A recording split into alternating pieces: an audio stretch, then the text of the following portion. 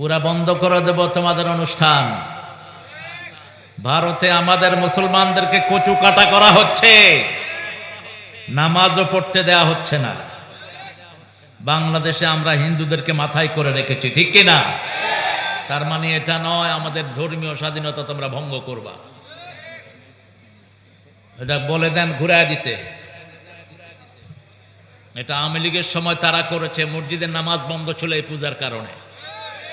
কথা বলেন না কেন? এখন কেন আন্দোলনের ভিতরে ফাটল ধরবে? এই ফাটল ধরাচ্ছে ওরা যারা গত 17 বছর আমাদের উপর জুলুম করেছে। আজকে এখানে জলিল আছে, জলিল কোথায়? এই জলিলও বাড়ি থাকতে পারে না। এই জলিলের উপরে অসংখ্য মামলা, ঠিক না? ঠিক।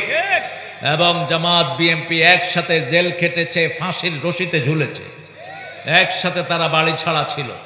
আল্লাহ যেন আমাদের এই ডানপন্থীর ঐক্যকে টিকিয়ে রাখে, কারণ বিএনপি দলগত দিক থেকে বিএনপির ধারে কাছে বাংলাদেশে কোনো দল। জিয়াউর রহমান খুব নামাজি ছিলেন। জিয়াউর রহমান সাথে জায়নামাজ বহন করতেন এবং ভাঙা সুটকেস রাখতেন। দুর্নীতি কোনোভাবেই প্রশ্রয় দিতেন না। এই আদর্শে বিএনপি থাকলে বিএনপির অগ্রযাত্রা কেউ থামাতে পারবে না। তারেকের যতটুকু আমি জানি, তারেকও 5 ওয়াক্ত নামাজি এবং হাওয়া ভবনে সে রেগুলার নামাজ জামাতের সাথে পড়ে। আমাদের আজকের বিষয় হবে মসজিদ। বিষয় কি? মসজিদ। মসজিদ কোথা থেকে উৎপত্তি হয়েছে বলেন তো? মসজিদ আসলো কোত্থেকে? প্রথম মসজিদ কে বানিয়েছেন? আর জোরে বলেন। আল্লাহ বানিয়েছেন। প্রথম মসজিদ বাইতুল মামুর, 7 আসমানে আল্লাহ এই মসজিদটা বানিয়েছেন। কোন আসমানে? 7 আসমানে।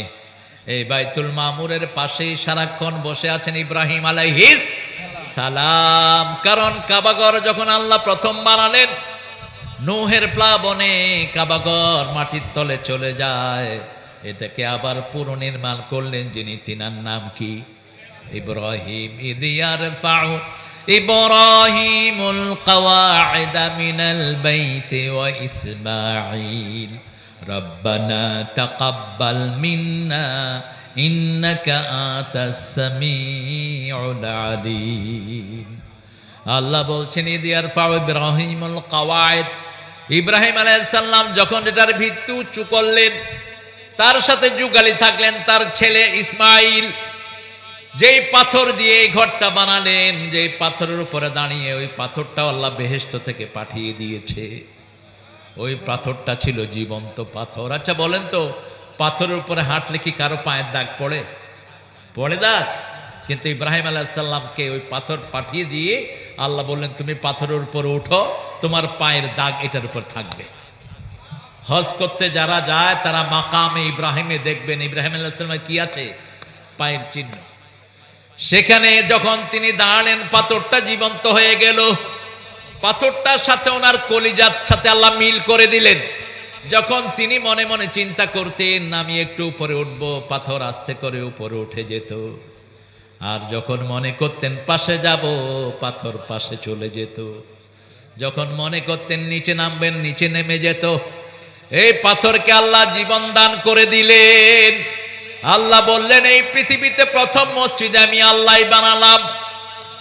90 নম্বর সূরা আল ইমরানে আল্লাহ বলছেন, ইন্না আউওয়ালা বাইতিন উদিআ লিন-নাসি লাল্লাযী বিবাক্কাতা মুবারাকা ওয়া হুদাল লিল আলামিন। এই পৃথিবীর প্রথম ঘর আউওয়ালা বাইতিন উদিআ লিন-নাস, মানুষের জন্য বানানো হলো, রাখা হলো। বেবাক্কাতা মুবারাকা, বরকতময় মক্কায়, যাতে এটা সারা দুনিয়ার মানুষের জন্য হেদায়েতের মার্কাজ হয়ে যায়। যারাই ওখানে যাবে তাদেরকে হেদায়েত দান করবেন কে? এই মসজিদে যারা 5 ওয়াক্ত নামাজ পড়ে তাদেরকে হেদায়েত দান করেন কে? আর মসজিদের সাথে যাদের অন্তর লেগে থাকে, আল্লাহ বলছেন কিয়ামতে আমি আমার ছায়ায় তাদেরকে রেখে দেব। মসজিদের সাথে অন্তর লাগাতে চান তো? অন্তর লাগার মানে কি বলেন তো? মসজিদের ছবি কি গলায় ঝুলায় রাখুন? না, কানটা খাড়া করে রাখা। তখন কি হয়? কখন আজান হয়, আজান হলেই যারা মসজিদের দিকে যায়, মসজিদ তাদের দিকে আসে। রাসূল বলছেন যারা আযান শোনার সাথে সাথে মসজিদের দিকে যায়, যখনই প্রথম কদম ফেলে তার জীবনের গুনাহগুলো মাফ হয়ে যায়। দ্বিতীয় কদম যখন দেয় জান্নাত তার বাড়ির দিকে চলে আসে। 5 ওয়াক্ত নামাজে যারা মসজিদে যায়, আল্লাহ বলছেন বুখারীর বর্ণনা, আল্লাহ তাদের জন্য বেহেশত সাজায়া দেয়। আর মসজিদে যারা যায় না, রাসূল সাল্লাল্লাহু আলাইহি সাল্লাম বলছেন এত বড় নবী কোনদিন কারোর কষ্ট দেন নেই। সেই নবী আলাইহিস সালাম বলছেন আযানের পরে যারা মসজিদে যায় না, আমার মন চায় আমি তাদের বাড়ি ঘরগুলো আগুন দিয়ে জ্বালিয়ে দেই। বাইতুল মামুর কোথায় বলেন তো? কোথায় বাইতুল মামুর? বড় কতটুকু বলেন তো? কতটুকু বড়? আমরা কথা বলবো না, উঠা বসা করব না। উঠা বসা যে করবে বদদোয়া দিয়ে দেব, ঘরে গিয়ে শীত হয়ে পড়ে থাকবে 1 মাস। এটা কোরআনের মাহফিল, তেলাওয়াতের মাহফিল। কোরআন যেরকম নরম সেরকম গরম। মুসলমান যেমন ঠান্ডা তেমন গরম। গরমের কিছু দেখাইছে আফগানিস্তান। সামনের দিনগুলো মুসলমানদের দিন। পৃথিবীতে অন্য কোন ধর্ম চলবে না, একমাত্র চলবে ইসলাম, ইসলাম, ইসলাম। মুসলমানদের সবচেয়ে পবিত্র জায়গার নাম কি? মসজিদ। মসজিদ অর্থ হলো যেখানে সিজদা দেয়া হয়। রাসূল সাল্লাল্লাহু আলাইহি ওয়াসাল্লাম বললেন মান বানা লিল্লাহি বাইতান বানাল্লাহু বাইতান ফিল জান্নাহ। যে আল্লাহর জন্য কোন ঘর বানায়, আল্লাহ তার জন্য জান্নাতে ঘর বানায়া দেয়। যে আল্লাহর জন্য করে তার জন্য করেন কে? আল্লাহ করেন। এজন্য আজকে থেকে নিয়ত করব 5 ওয়াক্ত নামাজ কোথায় পড়ব? বাইতুল মামুরে 5 ওয়াক্ত আযান হয়। আবার আযান হয় তাহাজ্জুদের নামাজের জন্য, যে সিস্টেমটা আমাদের দেশে হয়নি। যেমন রমজানে রাসূলের সময় মদিনাতে আযান হতো, একটা হলো সাহরির আযান আর একটা হলো ফজরের আযান। কিন্তু আমাদের দেশে করে কি, সেহরির সময় হলে আপনারা উঠুন, সেহরি শুরু করুন, ঠিক কিনা? কথা কন না কেন? সেহরির সময় আর 10 মিনিট। আবার এক মুয়াজ্জিন ঘোষণা করতেছে দক্ষিণ বাড়ি, যে বাড়ি থেকে আমার খাওয়া আসার কথা, আমি দেখেছি তারা আজকে গোস্ত কিনেছে। যদি আমার খাওয়ায় গোস্ত না থাকে এখনই আযান দিয়ে দেব, সেহরি খাইতে পারবে না। কত বড় শয়তান আপনি চিন্তা করেন। অথচ মসজিদে এই সমস্ত ঘোষণা দেয়া জায়েজ নাই। মসজিদের মাইকে শুধু নাম উচ্চারিত হবে কার? শুরু এবং শেষ, আগে পরে কোনো ঘোষণা দেয়া জায়েজ নাই। আযান হতো, প্রথম আযান হতো সেহরি। কিসের? সেহরি শুরু। দ্বিতীয় আযান যখন বেলাল দিতেন সেহরি শেষ, সেহরি শেষ। কিন্তু যারা সেহরিতে থাকতেন তারা সেহরিটা খেয়ে উঠতেন। রাসূলুল্লাহ সাল্লাল্লাহু আলাইহি ওয়াসাল্লাম বলছেন আযানের সাথে সাথেই তোমরা খাওয়া একেবারে বন্ধ করে উঠে যেও না। যখন আযান চলতে থাকে তোমরা তোমাদের খাওয়াটা, কথা কন নাকি, খাওয়াটা শেষ করো। কিন্তু আমাদের মাইকে বলে কি, খাওয়া বন্ধ করুন, খাওয়া বন্ধ করুন। পাল্টা বলা দরকার ছিল তোর কথা বন্ধ কর, তুই আযান শুরু কর। তাহাজ্জুদের জন্য এখনো মক্কা মদিনাতে আযান হয়। তাহাজ্জুদের নামাজের জন্য আযান, সব কিছু আমাদের আযান। ওই আযান প্রথম শুরু হয় বাইতুল মামুরে। আবার বাইতুল মামুরের যখন আযান হয় দুনিয়াতে, তখন একটা প্রাণী আযান দেয়। কি নাম? রাসূল বলছেন যে কোনো প্রাণীকে গালি দাও, কিন্তু মোরগকে কোনোদিন গালি দিও। একদিন বেলাল মোরগ জবাই করতেছিলেন মসজিদে নববীর সামনে। রাসূল সাল্লাল্লাহু আলাইহি ওয়াসাল্লাম হাসতেছেন। সাহাবায়ে কেরাম বললেন ইয়া রাসূল আপনি হাসেন কেন? কয় দেখো আল মুয়াজ্জিনু ইয়াজবাহুল মুয়াজ্জিন, এক মুয়াজ্জিন আরেক মুয়াজ্জিনকে জবাই করে দিচ্ছে। বেলাল আযান দেয়, মুয়াজ্জিনও আযান দেয়। মুয়াজ্জিনের আযান আমরা বুঝি, কিন্তু মোরগের আযান বুঝি না। আমরা মনে করি কুকুরু কুক, আসলে মুরগি বলে সুবহুন কুদ্দুসুন রাব্বুনা ওয়া রাব্বুল মালাইকাতি ওয়ার রূহ। মোরগগুলো যেখানেই থাকে আযান দেয়, ঠিক না ঠিক? ওই বাইতুল মামুরের বর্ণনা দিলেন রাসূল সাল্লাল্লাহু আলাইহি ওয়াসাল্লাম। তিনি সাত আকাশে যখন গেলেন, দেখলেন গাছের নিচে একজন লোক অনেকগুলো বাচ্চা নিয়ে বসে আছে।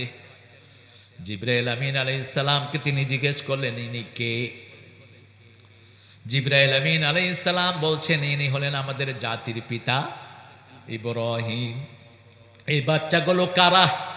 এই বাচ্চাগুলো ওই বাচ্চারা যাদেরকে কোরআন শেখানোর জন্য পিতামাতা নিয়ত করেছে, আলেম বানানোর জন্য নিয়ত করেছে, ভালো দিনের হাফেজ বানানোর জন্য নিয়ত করেছে, কিন্তু ছোটবেলায় বাচ্চাটা মারা গেছে। এরকম আছে না নাই? আপনি নিয়ত করবেন এখন থেকে বাচ্চাগুলোকে কি পড়াবেন?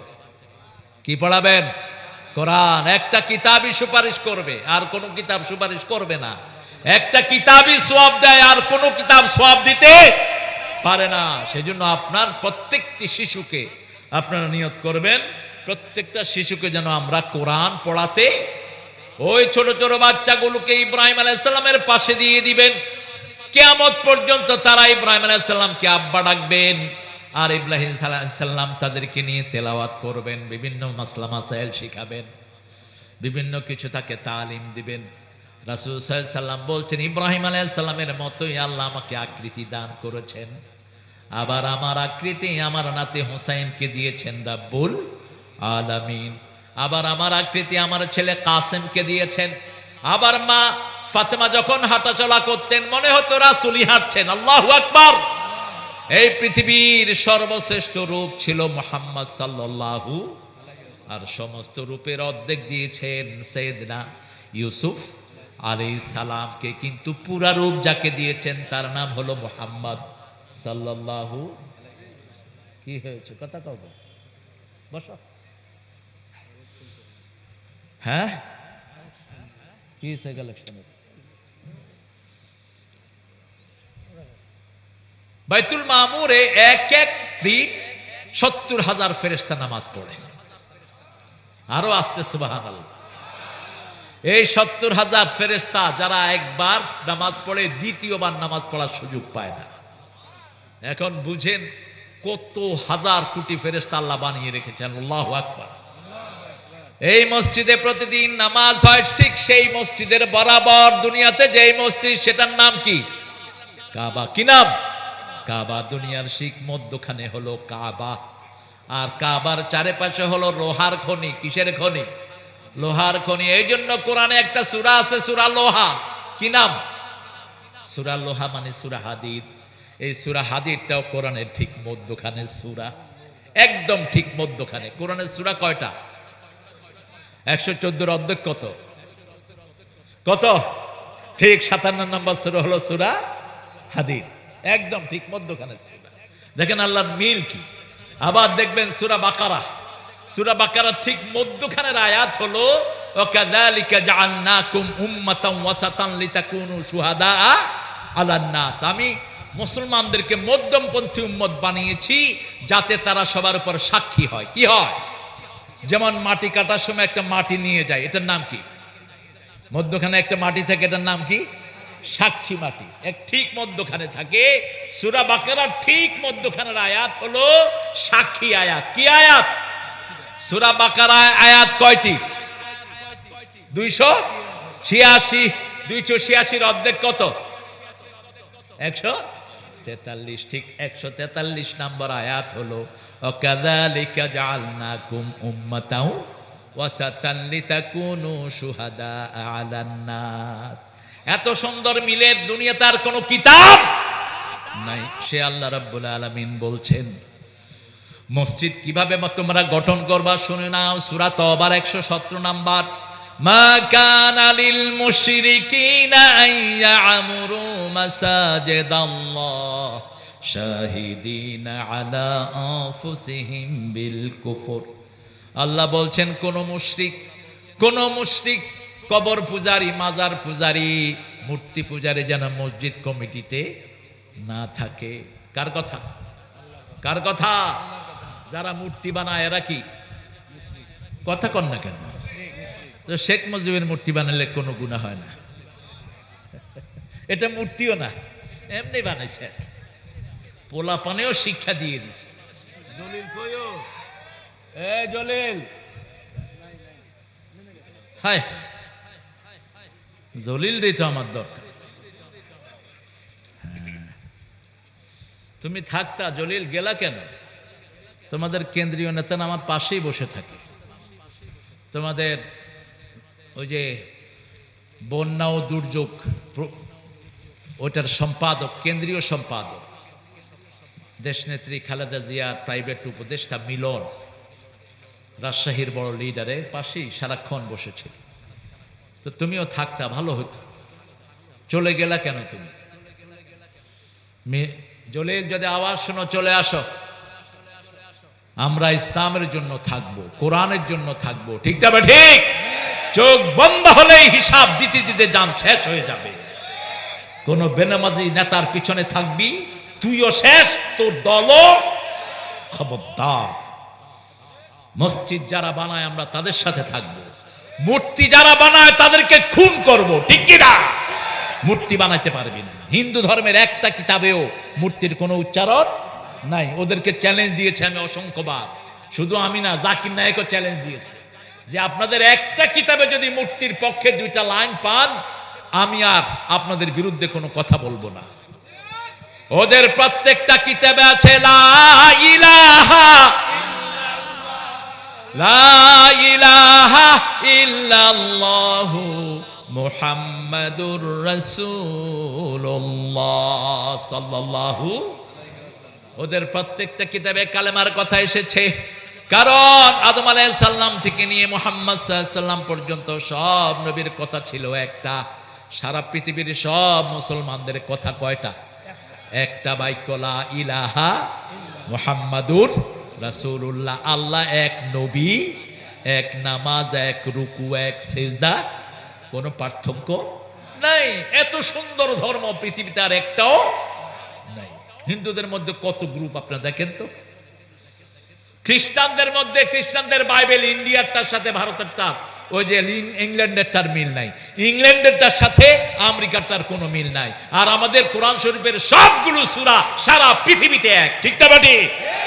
বাংলাদেশের ইমাম যেই সূরা দিয়ে নামাজ শুরু করে, কাবার ইমামও একই সূরা দিয়ে শুরু করে। বাংলাদেশের ইমাম যেই সময় ফজর পড়ে, কাবা শরীফের ইমামও সেই সময় ফজর পড়ে।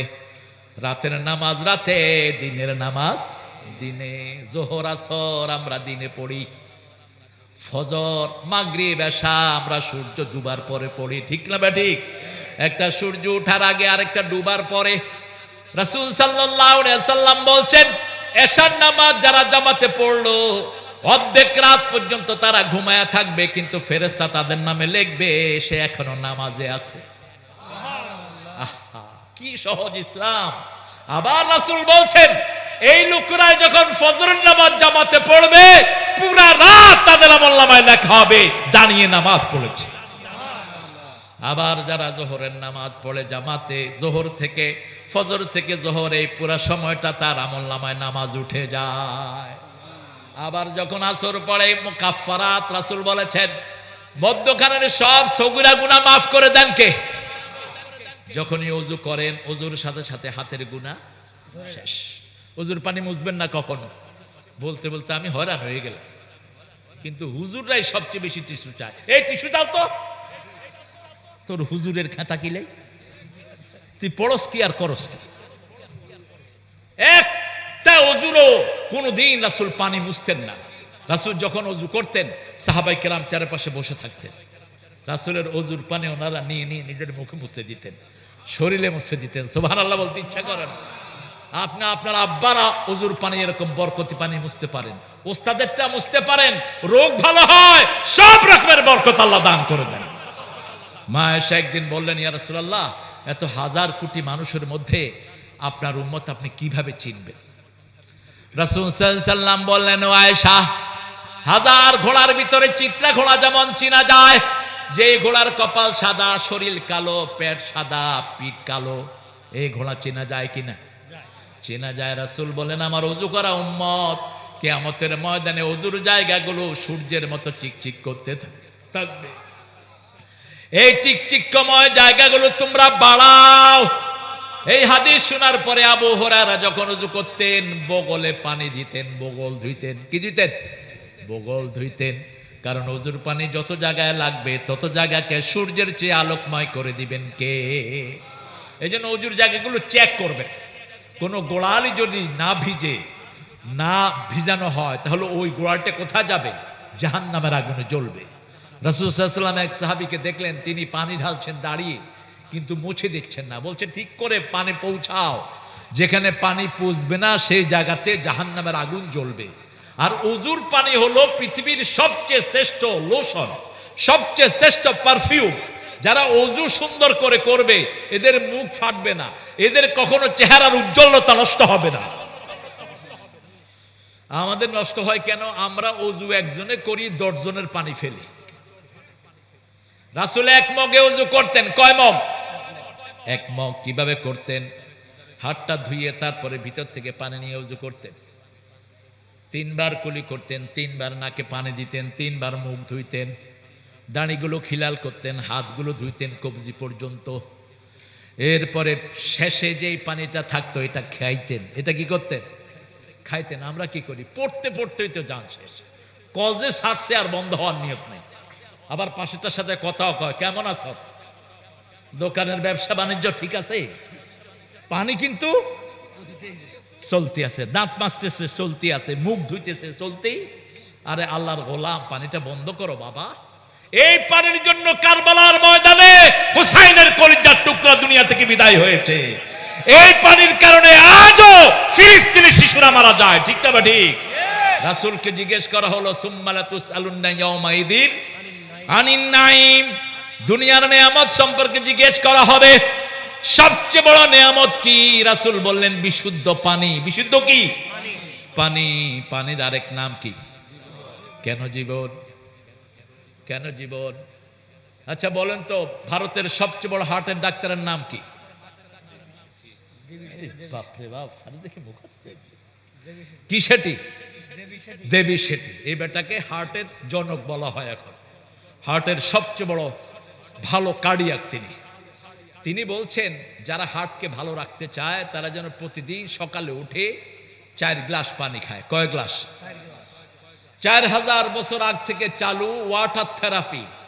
এই 4 গ্লাস পানি যে খাবে তার হার্টটা সম্পূর্ণ ভালো থাকবে, তার শরীরের প্রত্যেকটা অঙ্গ প্রত্যঙ্গ ভালো থাকবে। সুবহানাল্লাহ। কারণ শরীরের 1 ভাগের 4 ভাগের 3 ভাগ কি? পানি। দুনিয়ার 4 ভাগের 3 ভাগ কি? পানি। আমরা কিসের উপর আছি? পানির উপর। শরীরে রক্ত বেশি না গোস্ত বেশি? পানি বেশি, রক্ত বেশি। রক্ত যেগুলো অচল হয় এগুলো কোথায় যায়? নষ্ট যেগুলো হয়ে যায় কই যায়? পেশাবের সাথে বেরিয়ে যায়। শেষ কিডনি এগুলোকে পানি আকারে করে বের করে দেয়। সেজন্য আপনি সাগরে থাকলেও পানির অপচয় করতে পারবে না। রাসূলের হাদিস, সাগরে থাকলেও পানির অপচয় করবা না। এক সমুন্দর নে আওয়াজ দি, এক সমুন্দর নে আওয়াজ দি, মুঝকো পানি পিলা দीजिए, मुझको पानी पिला दीजिए, लज्जते गम बढ़ा दीजिए। সাগর ডেকে ডেকে বলছে, আমাকে পানি পান করাও। নোনা পানিতে তৃষ্ণা মিটে না, সেজন্য সাগরের ভিতরেও মিষ্টি পানি দান করেছেন কে? মারাজাল বাহরাইন ইয়ালতাকিয়ান বাইনাহুমা বারযাখুন লা ইয়াবগিয়ান ফাবিআইয়ি আলাই রাব্বিকুমা তুকাযিবান। আগে উপর থেকে পানি নিতে হতো জাহাজগুলো। এখন গত 50 বছর আগে বিজ্ঞানীরা আবিষ্কার করলো প্রত্যেকটি সাগরে মিষ্টি পানির নদী আছে। প্রথম বের করলো আটলান্টিকে একটা নদী, 700 মাইল চওড়া, 2100 মাইল লম্বা, পুরাটাই মিষ্টি পানি। চারিদিকে কি কথা কন? আমাদের নদীর এই যে যমুনার পানিগুলো কোথায় যায়? সাগরে। কিন্তু সাগরে গিয়ে কি নোনা হয়ে আসে? ঢুকার সময় আবার কি হয়ে ঢুকো? মিষ্টি হয়ে ঢুকে। এই ফিল্টারিংটা করে দেন কে? আল্লাহ। সাগরের ভিতরে এরকম হাজার হাজার মিষ্টি পানির নদী দান করে দিয়েছেন।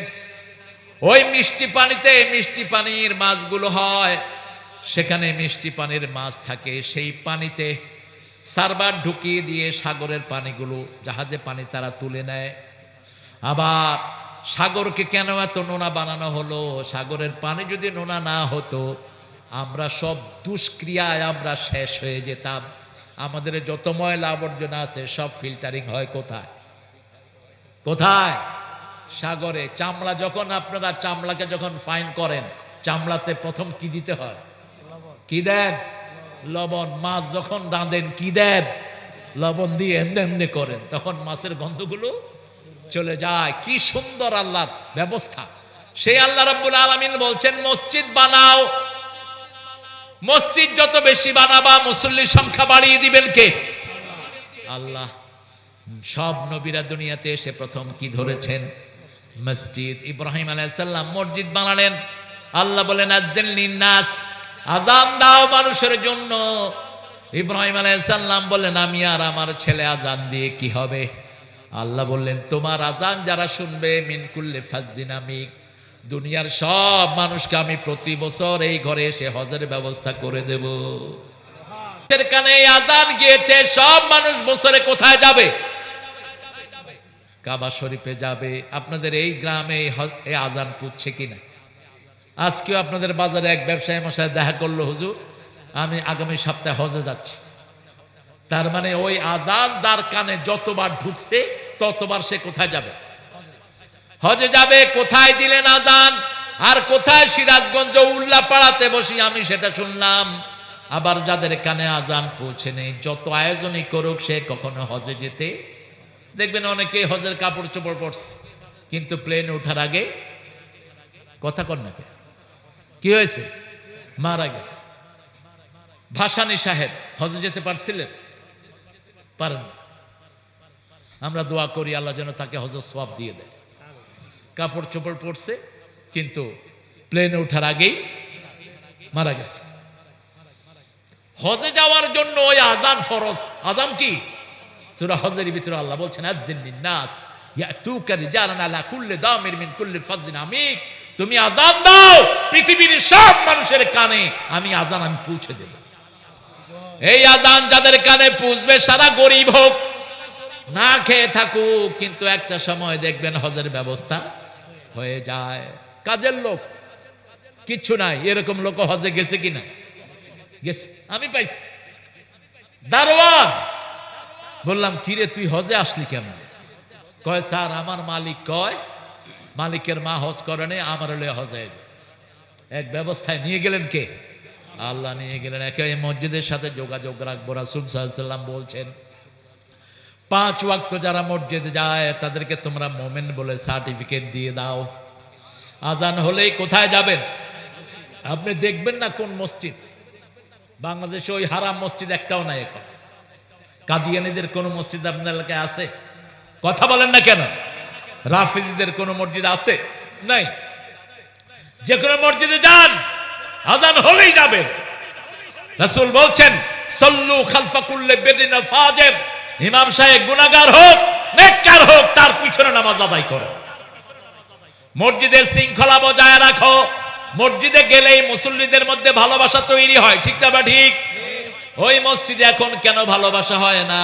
কারণ মসজিদের সুন্নত গুলো আমাদের জানা নেই। আমরা মনে করি মসজিদে গিয়ে নিজের খেয়াল খুশি মতো যা শুধু করব। রাসূল সাল্লাল্লাহু আলাইহি ওয়াসাল্লাম বলছেন লা তাজলিসু ইল্লা রাকাতাইন, মসজিদ ঢুকতে যদি বসতে চান কয় রাকাত?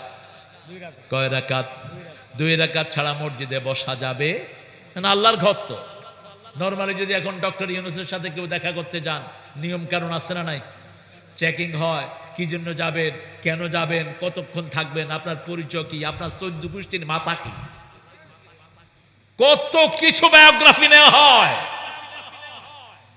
আর সারা পৃথিবীর শাহানশাহ কে? আল্লাহর ঘরে যাবেন, কোনো নিয়ম থাকবে না? আহা, সেই নিয়ম কোথায়? আমাদের হুজুররাও জানে না, পড়েও না। যায়া মাগরিবের নামাজের আর 5 মিনিট বাকি, বসে নিজে বয়ে যায়। কেন বসলেন? লা তাজলিসু, বসবা না। বুখারী মুসলিমের বর্ণনা ইল্লা রাকাতাইন। কয় রাকাত? 2 রাকাত ছাড়া বসবা না, দাঁড়িয়ে থাকো। বসতে হলে কয় রাকাত? 2 রাকাত।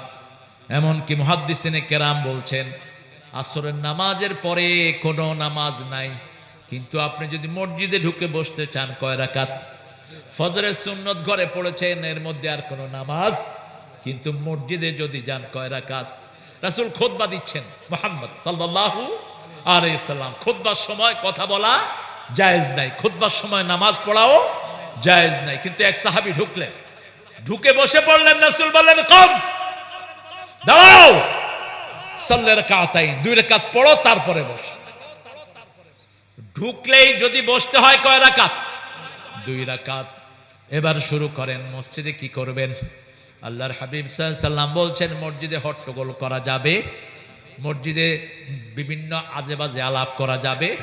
আজেবাজে আলাপ তো বাহিরেও করা যায় না। আমাদের মসজিদগুলোতে লেখে রাখে মসজিদে দুনিয়াবি কথাবার্তা বলা হারাম। এই কথাটাই হারাম। মসজিদ থেকে দুনিয়া ঠিক করবেন। যেমন রাসূলের মসজিদে ঠিক হতো আলুর দাম কত হবে, পেঁয়াজের দাম কত হবে, এটা বসে বসে নামাজের পরে ঠিক করতে। এখন মসজিদে আজে বাজে জিনিস, বিভিন্ন ফাহেসা আলোচনা, তারপরে মানুষের চরিত্র নিয়ে আলোচনা, এগুলো বাহিরেও হারাম, মসজিদের ভিতরেও। যেমন মসজিদে আমরা দোয়া করি রাব্বানা আতিনা ফিদ দুনিয়া হাসানা ওয়া ফিল আখিরাতে হাসানা, আল্লাহ আমাদের দুনিয়াটা সুন্দর করে দেন। তাহলে দুনিয়া শব্দটা আছে না নাই? দুনিয়া সুন্দর করার যতগুলো কথা সব হবে কোথায়? মসজিদে কোনো একজন লোকের জন্য দোয়া হবে না। আমাদের মসজিদগুলিতে কি হয়, জুমার দিন আল্লাহ মুতাল্লি 20,000 টাকা দিয়েছে, তার 14 গোষ্ঠীর বেহেশতে পাঠায়া দাও। আজকে এক হুজুরের ওয়াজ শুনতেছিলাম, নতুন এক মসজিদে চাকরি হয়েছে, তো সেখানে বেচারা চিন্তা করলো যে আমি প্রথম ইসলামের হারামগুলো নিয়ে আলোচনা করি। প্রথম আলোচনা শুরু করছে সুদের। নামাজের পরে সভাপতি কয়, এই মিয়া, আমি যে সুদ খাই তোমারে কইছে কে? ও কয় আমারে কইব কে? আমি তো জানি না আপনি যে সুদ খান। কয় না, তুমি যখন আলোচনা করতেছিলা বারবার আমার দিকে তাকাইতেছিল। যদি চাকরি করতে চাস সুদের উপরে কথা কইতে পারবি? হ্যাঁ, চিন্তা করলো কি বিপদে পড়লাম। পরে জুমায় শুরু করছে ঘুষুর উপর বয়ান দেওয়ানোর পরে নামাজ শেষ, সেক্রেটারি এসে ধরছে, হে মিয়া, আমি যে সরকারি অফিসে চাকরি করি তোমারে কইছে কেডা? কই আমারে কইব কেডা? আমি তো জানি না আপনি চাকরি করেন। কই তুমি বারবার আমার দিকে তাকাই দিয়েছিলে আর ঘুষের কথা কইছে। আমি মাঝে মধ্যে খাই, সব সময় খাই না, তুমি এটা কইলা কেন? কি বিপদে পড়ছে বুঝের। এরপরে সে চিন্তা করলো তাহলে কি নিয়ে আলোচনা করা যায়। তারপরে সে আলোচনা করলো মদের উপর। এখন মসজিদের কেশিয়ার যে, সে কি করে? আপনাদের এখানে অবশ্য নাই, সিরাজগঞ্জের লোকের অধিকাংশই ভালো। সিরাজগঞ্জে একটা জিনিস সবচেয়ে বেশি, যেটা রাসূল সবচেয়ে বেশি খেতেন, বলেন তো কি? হ্যাঁ, কি রাসূলের সবচেয়ে প্রিয় খাবার কি? দুধ। আর সবচেয়ে প্রিয় পোশাক কি? সাদা পোশাক এবং লুঙ্গি। রাসূলের সবচেয়ে প্রিয় পোশাক কি? জীবনে শুধু একদিন পায়জামা পরেছেন, কয়দিন? আর সব সময় কি? লুঙ্গি। সারা বাংলাদেশকে লুঙ্গি পরাইছে কারা? এই যত মানুষ লুঙ্গি দিয়ে পয়সালা হয়েছে, সব শালারা লুঙ্গি বানায় কোথায়? এই সিরাজগঞ্জে। আপনাদের ওই যে কি নাম, এটা তো আমি চিনি, ওই যে হেলালের লুঙ্গির নাম হলো স্ট্যান্ডার্ড লুঙ্গি। এই হেলাল একটা লুঙ্গি 3,000-5,000 টাকা পর্যন্ত বেচে বাহিরে, কিন্তু বানায় না আপনাদের এখান থেকে। আপনাদেরকে সেই দাম আড়ং বলেন, ডায়েরি বলেন, ওই যে মিল্ক ভিটা, সবাই দুধ নেয় কোত্থেকে? সিরাজগঞ্জ থেকে। আল্লাহ সিরাজগঞ্জে আরো বরকত বাড়ায়া দেন। আরো চিৎকার করে বলি আমিন। সিরাজ হলো আমার নবীর নাম। সূরা আহজাবে আল্লাহ বলছেন, ইন্না আরসালনাকা শাহিদান ওয়া মুবাশশিরান ওয়া নাযীরা ওয়া দাঈয়ান ইলাল্লাহি বিইذনিহি সিরাজাম মুনীরা। রাসূল ছিলেন সিরাজ। কি ছিলেন? সিরাজ। আল্লাহ রাসূলকে চাঁদ বলেন নাই, সূর্য বলেন নাই। একটা চাঁদ থেকে আরেকটা চাঁদ হয় না, একটা সূর্য থেকে আরেকটা সূর্য হয় না। কিন্তু এই গ্রামে যদি একটা চেরাগ থাকে, সিরাজগঞ্জে যদি কোথাও চেরাগ না থাকে, এই একটা চেরাগ থেকে হাজার চেরাগ জ্বালানো যাবে, ঠিক না বে ঠিক? রাসূল এমন চেরাগ যার থেকে কিয়ামত পর্যন্ত মানুষ আলো নিবে, কিন্তু তার আলো কখনো শেষ কি হয়েছে? কথা কয় না মেম্বার, তোমার চেয়ারম্যান বানায় দেবো, মেম্বারের চেয়ারম্যান বানায় দেবো। আল্লাহকে ইসলামের জন্য কবুল করুক।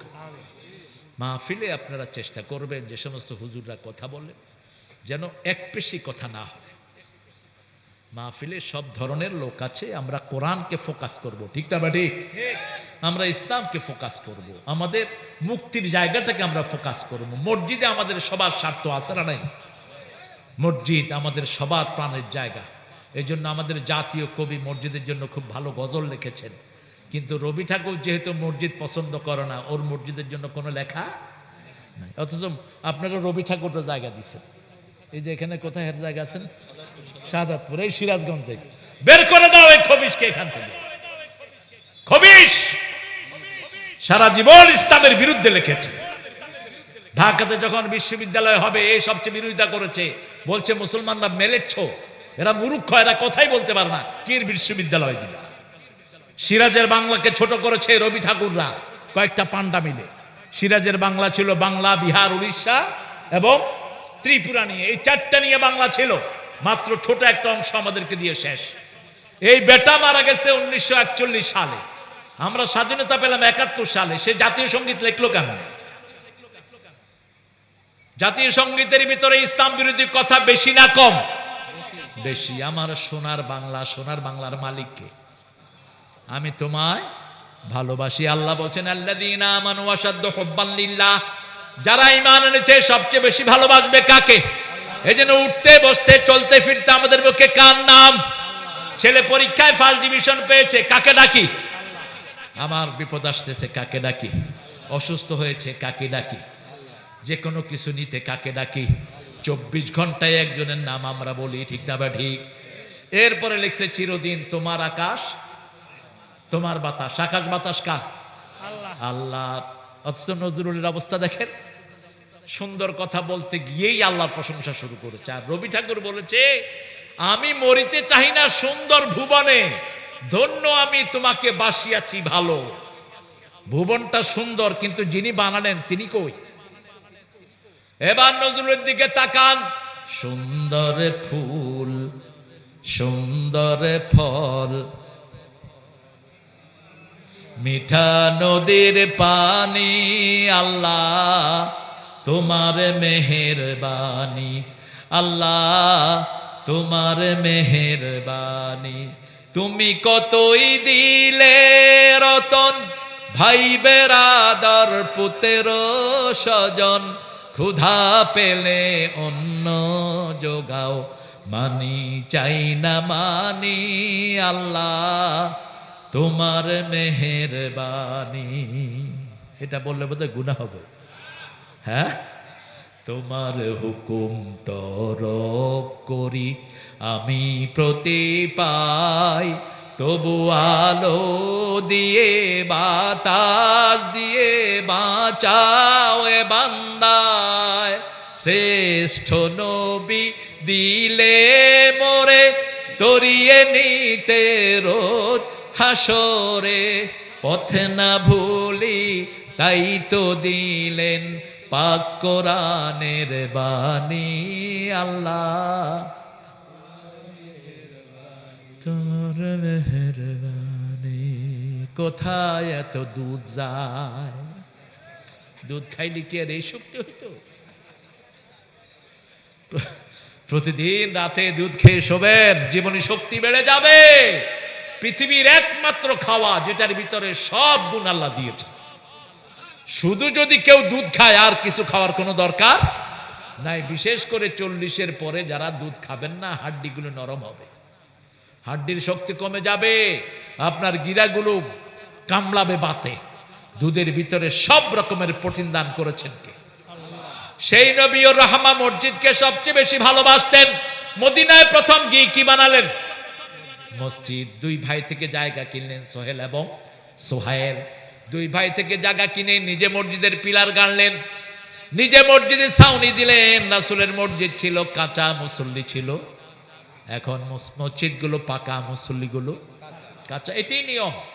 যখন কোনো ঘর থাকে কাঁচা, মানুষগুলো হয় পাকা। আপনি দেখবেন যে সমস্ত প্রতিষ্ঠানে যাওয়ার রাস্তা ভালো ছিল না, হাইটা টাইটা গিয়া পলাপান ভালো রেজাল্ট করতো, ঠিক না ঠিক?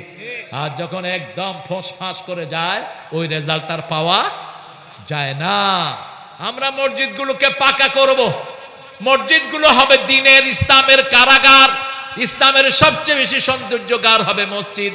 আর মসজিদের যেখানে ইমাম দাঁড়ায় ওটা হবে অস্ত্রের জায়গা। কিসের? ওটার নাম হলো মেহরাব। কি নাম? মেহরাব মানে কি? যেখানে কি রাখা হয়? অস্ত্র রাখা হয়। হরমোন মানে যুদ্ধ, যুদ্ধের সরঞ্জাম যেখানে রাখা হয়। কোন মানুষকে যে অত্যাচার করব, মসজিদ থেকে বাহিনী নিয়ে আমরা তাকে দমন করব, ঠিক কি না? কোন নারীর উপর কেউ নির্যাতন করবে, চোখ দিবে আমার বোনের উপর, ও চোখ আমরা তুলে ফেলবো। এই মসজিদ থেকে সেই সংগ্রাম চালানো হবে। মুসলমান সব কাজের আগে কোথায় যেতেন? রাসূলের সময় যখনই কোনো জরুরি এলান হতো, রাসূল সাল্লাল্লাহু আলাইহি ওয়াসাল্লামের সময় বেলালকে বলতেন তুমি আজান দাও। তুমি কি দাও? আজান দিলেই সাহাবায়ে কেরাম দেখতো সূর্যের দিকে। সূর্যের দিকে দেখে ঘড়ির সময় বলে। এখনো এরকম বুড়া বুড়ি আছে না নাই? ওই সূর্যের দিকে দেখে দেখতো এখনো জোহরের নামাজ হয়নি, আজান কেন? নিশ্চয়ই কোনো জরুরি সংবাদ আছে। সবাই মসজিদে এসে জমা হতো। মসজিদে ব্যক্তিগত কোনো কাজে কারোর জন্য একাকী দোয়া করা জায়েজ নাই। এক সাহাবী এসে রাসূলকে বলছেন, ইয়া রাসূলুল্লাহ, আপনি একটু দোয়া করেন আমার ব্যবসা যেন বেড়ে যায়। রাসূল বলেন, তোমরা দোয়া করো এর ব্যবসা যেন কোনো উন্নতি না হয়। দোয়া করছে ভালো কইরা।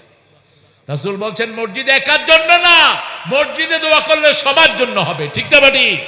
কোন ব্যক্তির নাম ধরে একাকী দোয়া করা জায়েজ।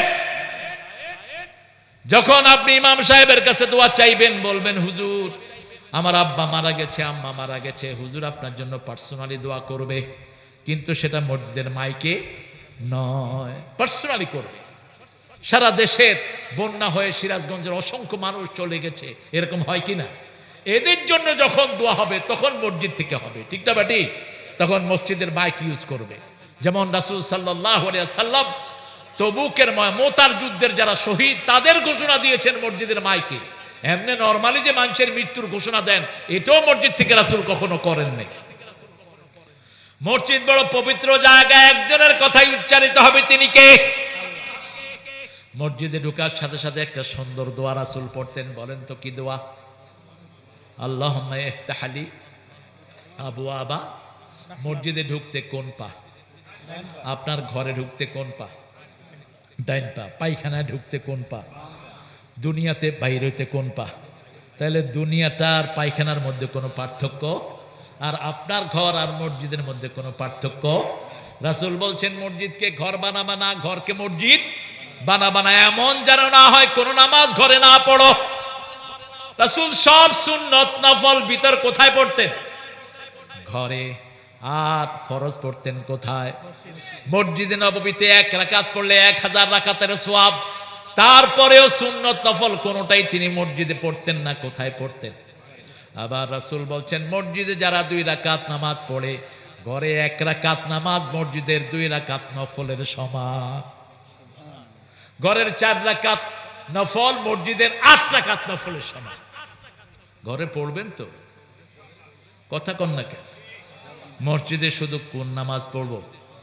ফরজ 1 রাকাত পড়বেন। যদি এলাকার মসজিদ হয় ওয়াক্তিয়া নামাজের মসজিদ, জামাতে পড়লে 27 গুণ বেশি। আর যদি জামে মসজিদ হয় যেটা আপনারা বানাচ্ছেন, 1 রাকাত পড়লে 500 রাকাতের সওয়াব আল্লাহ আমুল্লামায় দিয়ে দিবেন। আবার রাসূল বলছেন যদি মানুষ জানতো প্রথম কাতারে কি সওয়াব, গৌড়িয়ে হলেও কোথায় যেত?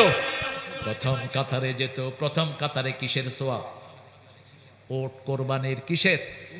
ওট কোরবানি। দ্বিতীয় রাকাত গরু দুম্বা।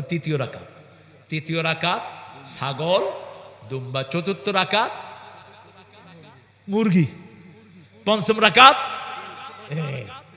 ষষ্ঠ তোর কপালে যা আছে খা। তোর লাগা মুরগিও নাই, ডিমও, তুই কচু গাছের কচু ভাতা খা। এখন আমাদের বহু নেথা কি নেথা, আসে শেষে, ঠেলে ঠেলে আসে। আপনাদের বাহেলা মসজিদ চিনেন তো? আমি জুমা পড়াইলাম কয়েকবার। তো প্রথমবার যখন জুমা পড়াইতে গেছি, আমি জুমার আগে যে খুতবাটা হয়, খুতবাটার বাংলা বলছিলাম। খুতবা তো দুইটা হতো রাসূলের মসজিদে, আমরা তিনটা দিয়ে ফেলি আর কি। তা আমি খুতবা দিচ্ছি, একজন লোক দেখি যে এরকম করে করে আসতেছে। বললাম, এই ওখানে বস। আবার আসতেছে, এই ওখানে বস। দুইজন পুলিশ ছিলেন, বলছে আমাদের এসপি স্যার। বললাম, মসজিদে এসপিও না ডিসিও না, এগুলো বাহিরে, বস। এক কদম আগাবি না। এসপি সাহেব বসে পড়ছেন, হাতে বাচ্চা একটা। নামাজ শেষ, বাচ্চাটারে আমার দিকে ঠেলে দিচ্ছেন। বাচ্চাটাকে আমি আদর করলাম। বলছে, স্যার আমরা আপনার খুব ভক্ত, এই যে আমার ছেলে। আমি জানতাম না এই হাদিসটা। আমি বললাম, না জানলে মসজিদে ঢুকলেন কেন? যেখানে যে কাজ করবেন ওই জ্ঞান অর্জন করাটা কি? জোরে বলেন। বিয়ের আগে বিয়ের জ্ঞান অর্জন করা কি ফরজ? ব্যবসার আগে ব্যবসার জ্ঞান অর্জন করা কি ফরজ? দল করার আগে দলের জ্ঞান অর্জন করা কি ফরজ? আপনি কোন দল করবেন? আপনি কাকে নেতা মানবেন? এগুলো কোরআন শরীফে বোঝা নাই? আসেনি? কথা কও না। আমরা নেতা মানবো আমার কোরআন দেখে, ঠিক না ঠিক? কোরআনে সবার কথা যেমন আছে, মসজিদের কথাও কোরআনে আছে। মসজিদে সবার জন্য সমান রাস্তা, কারো জন্য জায়গা রাখা জায়েজ। এটা মুতাল্লির জায়গা, হারাম। কোন জায়গা নামাজ থাকবে না। এখানে মুতাল্লি, এখানে মুয়াজ্জিন, এখানে এসপি, এখানে ডিসি, এখানে অমুক নেতা অমুক নেতা, খেতা খেতা। তোর গুষ্টি মারি সব সব তুলে বাহিরে ফেলে দিবে। যে আগে আসবে সে আগে দাঁড়াবে, ঠিক না ঠিক? আল্লামা ইকবাল একটা সুন্দর কবিতা লিখেছেন। তিনি বলতেন, আমি কোরআনের মগজ তুলে এনেছি, হাড্ডিটা দুনিয়ার জন্য রেখে দিয়েছি। কি জ্ঞানী! কি ছিলেন? ব্যারিস্টার। কি ছিলেন? ব্যারিস্টার। গজনবীর মসজিদ, প্রেসিডেন্ট মাহমুদ দাঁড়ালেন। মাহমুদের চাকর ওনার পাশে এসে দাঁড়ালেন, আয়াজ নাম। তিনি কবিতা লিখলেন, একই সব মে খড়ে হো গে মাহমুদ আয়াজ, না কোই বান্দা রাহা না কোই বান্দা নওয়াজ। একই সাথে দাঁড়িয়েছে গজনবীর প্রেসিডেন্ট মাহমুদ, তার কাজের ছেলে তার পাশে দাঁড়িয়েছে। পিছন থেকে বুঝার উপায় নাই কে প্রেসিডেন্ট আর কে কাজের লোক, ঠিক না ঠিক?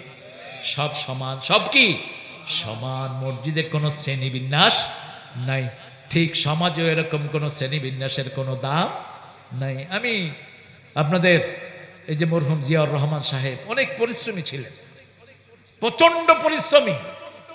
কক্সবাজার থেকে ঈদগাহ, গর্জনিয়া একটা এলাকা পাহাড়ের ভিতরে, এই 21 কিলো তিনি হেঁটে গিয়েছেন।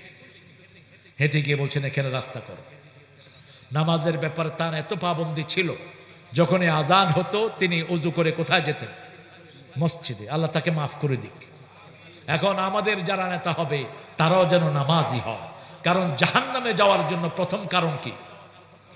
প্রথম কারণ কি?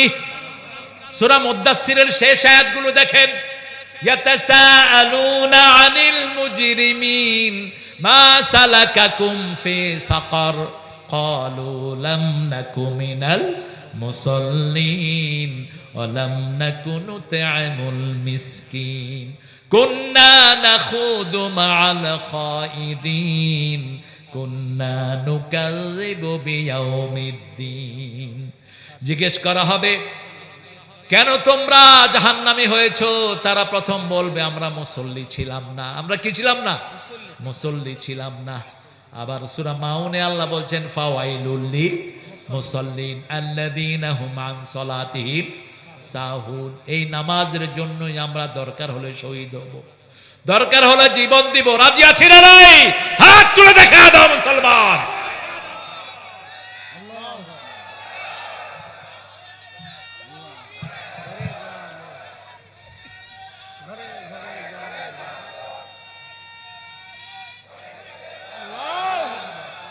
ভাইরা, ফিলিস্তিন যদি আমাদের বাড়ির পাশে হতো, ইহুদির বাচ্চারা এত সহজে পার পেত না। ভারতকে বলে দিচ্ছি, মুসলমান নিদর বন্ধ কর। আমরা 18 কোটি মুসলমান ট্রেনিং জমা দেয়নি, অস্ত্র জমা দিয়েছি, ঠিক কিনা? অস্ত্র তুলে নিতে 2 দিন লাগবে না। মুসলমানদের সবচেয়ে বড় অস্ত্র আমাদের সবার কাছে আছে না নাই? আল্লাহু আকবার। একটা তাকবীর দিয়ে ঢুকবো, লক্ষণ সেনের মতো পিছন দুয়ার দিয়া পালাবি।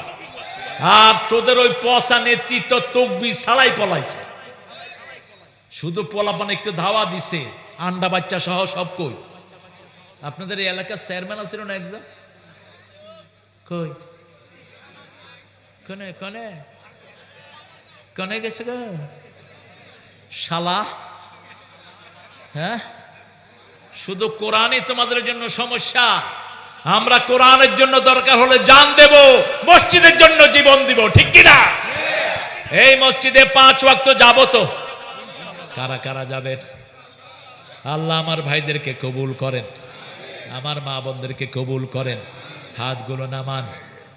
মসজিদে যারাই যায় তাদের জন্য জান্নাতটাকে সাজায়া দেন কে? দেখেন, আল্লাহ বলছেন, ও নবী আপনি বলেন, বুখারী মুসলিমের বর্ণনা, যারা মসজিদে যায় আল্লাহ তাদের জন্য জান্নাতকে সাজায়া দেয়। 5 বেলা যাবেন, 5 বেলা জান্নাত সাজিয়ে দিবেন কে? আবার রাসূল বলছেন, যে 2 ঠান্ডার নামাজ পড়ে তার জন্য জান্নাত। সে জান্নাতি মান সাল্লাল বারদাইন দাখালাল জান্নাত। যে 2 ঠান্ডার নামাজ পড়বে সে জান্নাতি। আবার রাসূল বলছেন, যে অন্ধকারে মসজিদে যায় কিয়ামতের ময়দানে নূরের বাতি জ্বালায়া আল্লাহ তাকে কিয়ামতে পাঠিয়ে দিবেন। এই যে অন্ধকারে মসজিদে আসেন, কষ্ট হয় কিনা? এই কষ্টের জন্য জান্নাতের নূরের বাতি কিয়ামতের ময়দানে জ্বালিয়ে দিবেন কে? আবার যে যত টাকা আল্লাহর ঘরে দেয়, এই টাকাগুলোকে আল্লাহ নূর বানায়া দিবেন। যত বেশি দান হবে তত বেশি কিয়ামতের ময়দানে নূর হয়ে যাবে, তত বেশি লাইট আপনাকে পাহারা দিবে। এখন রাসূল মসজিদে গিয়ে প্রথম 2 রাকাত পড়তেন, তারপরে তাসবিহগুলো পড়তেন। রাসূল দৈনিক 51 রাকাত নফল পড়তেন। আপনারা কয় রাকাত? তারাবিতে আল্লাহর রহমতে 8 রাকাত আর 20 রাকাত লইয়া ঠেলাঠেলি কত ঠেলাঠেলি। অথচ রাসূলের কোন কোন সাহাবী রাদিয়াল্লাহু আনহু 42 রাকাত তারাবি পড়তেন রমজানে। দৈনিক রাসূল পড়তেন 51 রাকাত, হিসাবটা মিলান। রাতে 8 রাকাত পড়তেন তাহাজ্জুদ। কয় রাকাত? এটা ওনার জন্য ফরজ ছিল। সূরা বনী ইসরাঈলে আল্লাহ বলছেন, ফাতাহাজ্জাদ বিহি নাফিলাতাল লাক আসা আন ইয়াবআসাকা রাব্বুকা মাকামাম মাহমুদা। হে নবী, আপনি তাহাজ্জুদ পড়েন, তাহাজ্জুদ পড়লে আপনাকে মাকামে মাহমুদ দান করে দিবেন কে? আল্লাহ। 3 রাকাত বিতের পড়তেন নরমালি। কয় রাকাত? 3 রাকাত। মাঝে মধ্যে 5 রাকাতও পড়তেন, 7 রাকাতও পড়তেন, 9 রাকাতও পড়তেন। আবার যখন ফজরের ভয় করতেন, ইদা খাশিয়া সুবহা ফাআওতারা বিরাকাতিন, বুখারীর হাদিস। যখন ভয় হতো ফজরের আজান হয়ে যাবে তখন 1 রাকাত পড়তেন। কয় রাকাত? 1 রাকাত। কিন্তু নরমালি পড়তেন কয় রাকাত? আমরা কয় রাকাত পড়ি? আল্লাহ পড়ার তৌফিক দান করুক। ইমাম মালিক বলছেন, যারা রেগুলার এই ভিতরের নামাজ ছেড়ে দেয় এদের সাক্ষী গ্রহণযোগ্য হবে না। কিছু বলবা? এখন 8 আর 3 কত হলো? 11।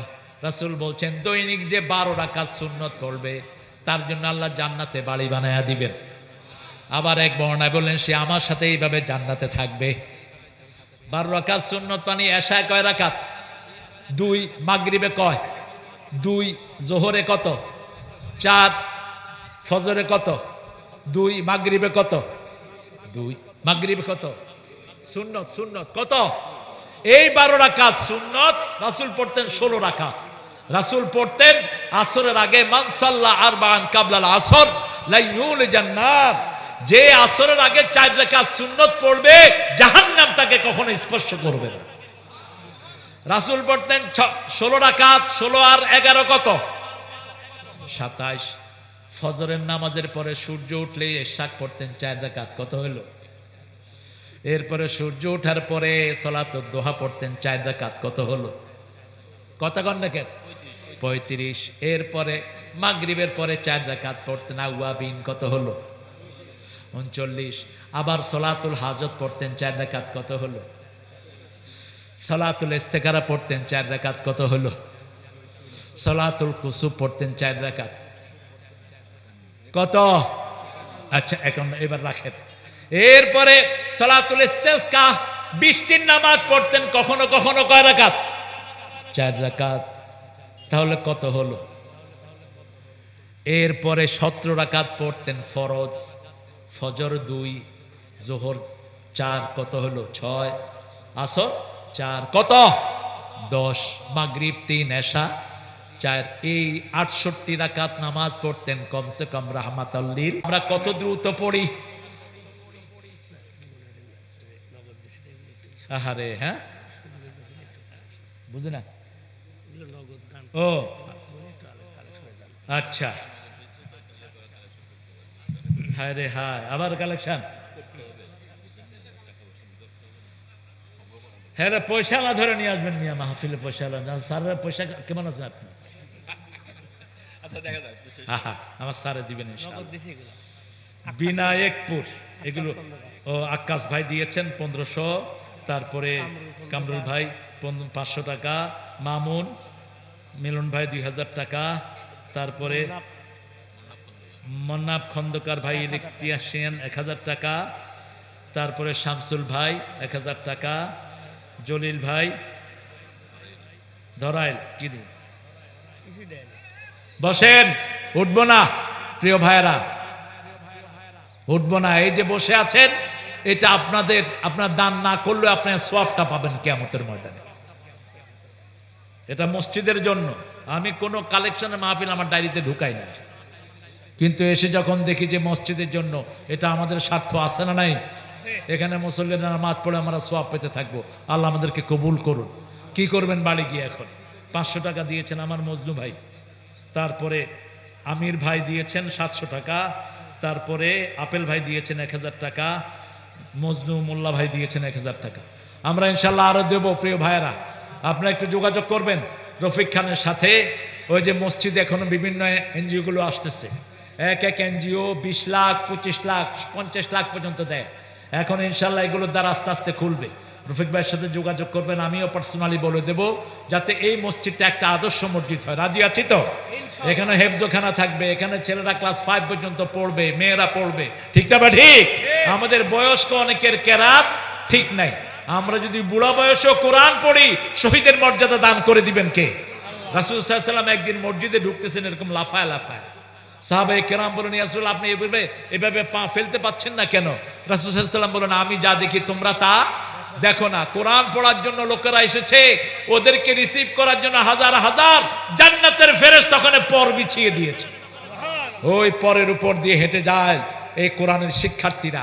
কোরআনের শিক্ষার কোনো বয়স। আবু বকর রাদিয়াল্লাহু আনহু আব্বা 80 বছর বয়স, ওনার ছাত্র হয়েছেন কুহাফা রাদিয়াল্লাহু আনহু 60 বছরের উপরে বয়স। আবু হুরায়রার মা আবু হুরায়রার কাছে কোরআন শিখেছেন। রাসূল সাল্লাল্লাহু আলাইহি ওয়াসাল্লাম বলছেন, কোরআন শিখতে শিখতে যারা কবরে যায়, শহীদের মর্যাদা আল্লাহ তাদেরকে দিয়ে দেয়। আর যারা কোরআন পড়তে ধাক্কায়, কাকেরা মিম্বারারা, বুখারীর বর্ণনাতে এসেছে, তাদেরকে সম্মানী ফেরেশতার মতো কবুল করেন কে? যারা ধাক্কায়, তাদের ডাবল সওয়াব। কি সওয়াব? ডাবল সওয়াব। একটা হলো পড়ার সওয়াব, আর একটা হলো কষ্টের সওয়াব। এই জন্য কোরআন এখন থেকে সহি করা শুরু করব। আল্লাহ তৌফিক দান করুন। মসজিদে গেলেই আমরা কারোর সাথে দুর্ব্যবহার করব, কাউকে মসজিদ থেকে বের করে দেব না। অনেকে লাগায় রাখেন লাল বাতি জ্বলাকালী নামাজ পড়া হারাম। এই কথাটাই হারাম। আপনার দায়িত্ব দিচ্ছে কে? আপনি যখনই মসজিদে ঢুকবেন, বসার আগে কয় রাকাত? 2 রাকাত। এখন আমাদের দেশে দেখেন, মসজিদে অনেক রকমের ঠেলাঠেলি হয়। আমিন কোথাও জোরে বলে, কোথাও আস্তে বলে, কিন্তু আমরা খেয়াল রাখবো ইমামের দিকে। কার দিকে? ইমাম। ইমাম হলেন আমাদের সবকিছুর মূল কেন্দ্র। ইমাম যদি আস্তে বলে, আমরাও আস্তে বলবো। যেমন কাবা শরীফে ইমামরা আস্তে না জোরে? জোরে। আমরা কি করি? জোরে। আমাদের অধিকাংশ ইমামরা আস্তে, আমরাও আস্তে। বাস, যেখানে আমরা যেই সুন্নতটা ফলো করব, কারণ আমার নবী আস্তেও বলেছেন, জোরেও বলেছেন। হাত এখানেও বেঁধেছেন, এখানেও বেঁধেছেন, এখানেও বেঁধেছেন। আবার অনেক ইমাম ছেড়ে দেয়। যেমন ইমাম মালিকের অনুসারীরা কি করে? ছেড়ে দেয়, ওরা বাঁধেই না। বাঁধবো না, কি করবি? এখন ওটা তো আছে মক্কাতে, ওদের অনেক ইমামরাও আছে। এটা নিয়ে ঠেলাঠেলির কোনো দরকার নাই। এগুলো হলো নামাজের সৌন্দর্য। কিন্তু নামাজের ফরজ হলো কিয়াম করা, ফরজ হলো আপনি রুকু করা, সেজদা করা, ঠিক না ঠিক? এগুলোতে কোনো পরিবর্তন আছে? কেউ কি দুইটা রুকু করে? কি তিনটা সেজদা করে? যখন তিনটা সেজদা করতে যাবে আপনি কি করবেন? আল্লাহু আকবার। ইমাম সাহেব বুঝবে আমারে কি দিচ্ছে। এরপরে যদি ইমাম করতে যায় আপনি কি করবেন? ইমাম আউট, ইমাম আউট। ওই যে এক ব্যাটারে সৌদি আরব থেকে আইছে, লম্বা জুব্বা পরতো, ওরে দিছে ইমাম বানায়। এখন ও প্রথম রাকাতে বসছে কুল রাব্বিন নাস, রুকুতে গিয়ে চিন্তা করলো সর্বনাশ, এরপরে তো সূরাই নেই, গেছে সেজদা। এখন সেজদায় তো কেউ দেখা দেখি করে না, সেজদা লম্বা হলে মনে করে যে বোধহয় আল্লাহর বড় ওলি। সেজদা গিয়া তো আর উঠে না। গ্রামের মসজিদ সামনে ছিল ভাঙা, ওই ভাঙা দিয়ে আউট। এখন মসজিদ থেকে মানুষ কয় কিরে সেজদা এত লম্বা কে? কিছু যুবক তো আছে একটু ঠেডা টাইপের, কল্লা উঠায় দেখে যে ইমাম আউট। এই ইমাম গেছে, কয় ইমাম রে ধইরা আনো। কয় এত কইরা বুঝাইলাম, জুব্বা দেখেই মনে করছো আমি বড় ইমাম। জুব্বা হলে ইমাম হয় না, ভিতরে ট্রেনিং থাকা লাগে, ঠিক তবে ঠিক। এই জন্য ট্রেনিং ছাড়া যারা পোশাক গায়ে দেয় ওদের বিপদ আছে না নাই? বিপদ আছে। আপনি নামাজের মশলাগুলো আগে জানবেন, আগে জানবেন কিভাবে পড়া যায়। আপনি ইমাম, আপনাকে জানতে হবে কোন মুসল্লি কিভাবে করে, কোন মুসল্লিকে মসজিদ থেকে বের করা যাবে, ভদ্রতা শিখিয়ে দেন। যেমন এক মুসল্লি আপনার পিছনে এসে জোরে আমিন বলল, আপনি তাকে নামাজ সালাম ফিরিয়ে বলবেন না বেরিয়ে যাও না, আপনি তাকে বুঝাবেন বাবা শুনো, আমি ছিলাম ইমাম, তুমি আমার উপরে বললা কেন? রাসূল বলছেন ইমামের আগে যে কথা বলবে তার নামাজ হবে না, ইমামের আগে যে আল্লাহু আকবার বলবে তার নামাজ হবে না। কিয়ামতে গাদার কাটা হয়ে যাবে, গাদার মাথা হয়ে যাবে তার মাথা। ইমাম যা করবে তা অনুসরণ করবেন। রাসূল সাল্লাল্লাহু আলাইহি ওয়াসাল্লাম নামাজের 8 জায়গায় দোয়া করতেন, আমরাও দোয়া করব। যেমন ইবনে মাসউদের একটা বর্ণনা, রাসূল সাল্লাল্লাহু আলাইহি ওয়াসাল্লাম তাকবীরে তাহরিমা বেদেই প্রথম পড়তেন ইন্নী ওয়াজ্জাহাতু, এরপরে পড়তেন কুল ইন্না সলাতি ওয়া নুসুকি ওয়া মাহইয়ায়া ওয়া মামাতি লিল্লাহি রাব্বিল। এটা নিজের এক ব্যক্তিগত নামাজ, কখনো কখনো ফজরে পড়তেন। এরপরে পড়তেন 10 বার আস্তাগফিরুল্লাহ, 10 বার আলহামদুলিল্লাহ, 10 বার সুবহানাল্লাহ, 10 বার আল্লাহু আকবার, 10 বার লা ইলাহা। তারপরে নামাজ শুরু করতেন রাহমাতাল লিল আলামিন, সুবহানাকা পড়তেন, আবার আরেকটা দোয়াও পড়তেন, দুইটাই পড়তেন রাহমাতাল লিল আলামিন। আস্তে আস্তে পড়তেন আলহামদুলিল্লাহি রাব্বিল আর রহমানির, থেমে থেমে পড়তেন। কয়টা আয়াত? 7টা। এই 7টা আয়াতে 7 বার দম নিতেন। আমরা কি করি? তারাবিতেও করি, তারাবি ছাড়াও করি। আলহামদুলিল্লাহি রাব্বিল আলামিন আর রহমানির রহিম মালিকি ইয়াউমিদ্দিন। কি গরু চুরিয়েছে তোমার? তুমি দৌড়াও কেন? কই এটা কি আবার? উল্লাপাড়া উপজেলা ছাত্র দল, আমার করিম নয়ন ভাই, রিয়াসত করিম নয়ন ভাই, হ্যাঁ, দোয়ার জন্য না?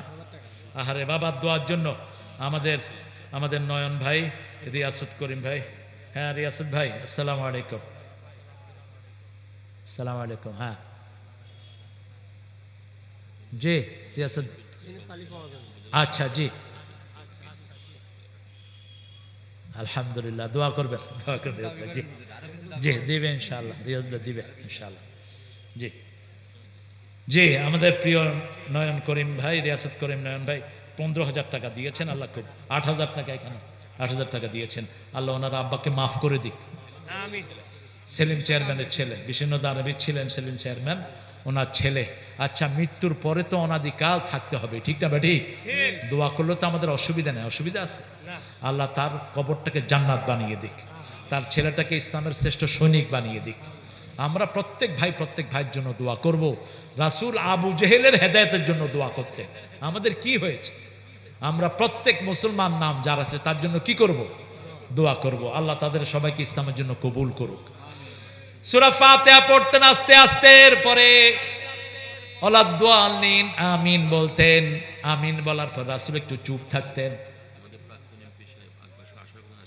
আচ্ছা, 10,000 টাকা আপনার মসজিদের জন্য। আলহামদুলিল্লাহ।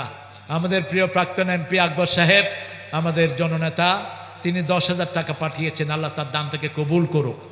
আকবর সাহেবকে আল্লাহ ইসলামের শ্রেষ্ঠ সৈনিক বানিয়ে দিক, ওনার পরিবারকে আল্লাহ কবুল করুক। ভাইরা, আপনারা যে উঠা বসা করছেন, আমি এটা সুন্দরভাবে নিলাম না, উঠবেন না। সূরা ফাতিহা পড়ে আপনারা হজে গেছেন না অনেকে, মক্কা শরীফ গেছেন তো অনেকে, দেখবেন যে ইমাম সাহেব অনেকক্ষণ চুপ করে থাকে। দেখছেন না হুজুর, অনেকক্ষণ চুপ করে থাকে। আমাদের দেশের লোকেরা কি করে জানেন? কয় সূরা তালাশ করতে আসে। আসলে সূরা খুঁজে না। কিতাবুল মিশকাত, এটার কিতাবুস সালাতের ভিতরে এসেছে রাসূল লম্বা সময় চুপ থেকে 2টা দোয়া করতেন। কয়টা? 2টা 3টা দোয়া করতেন।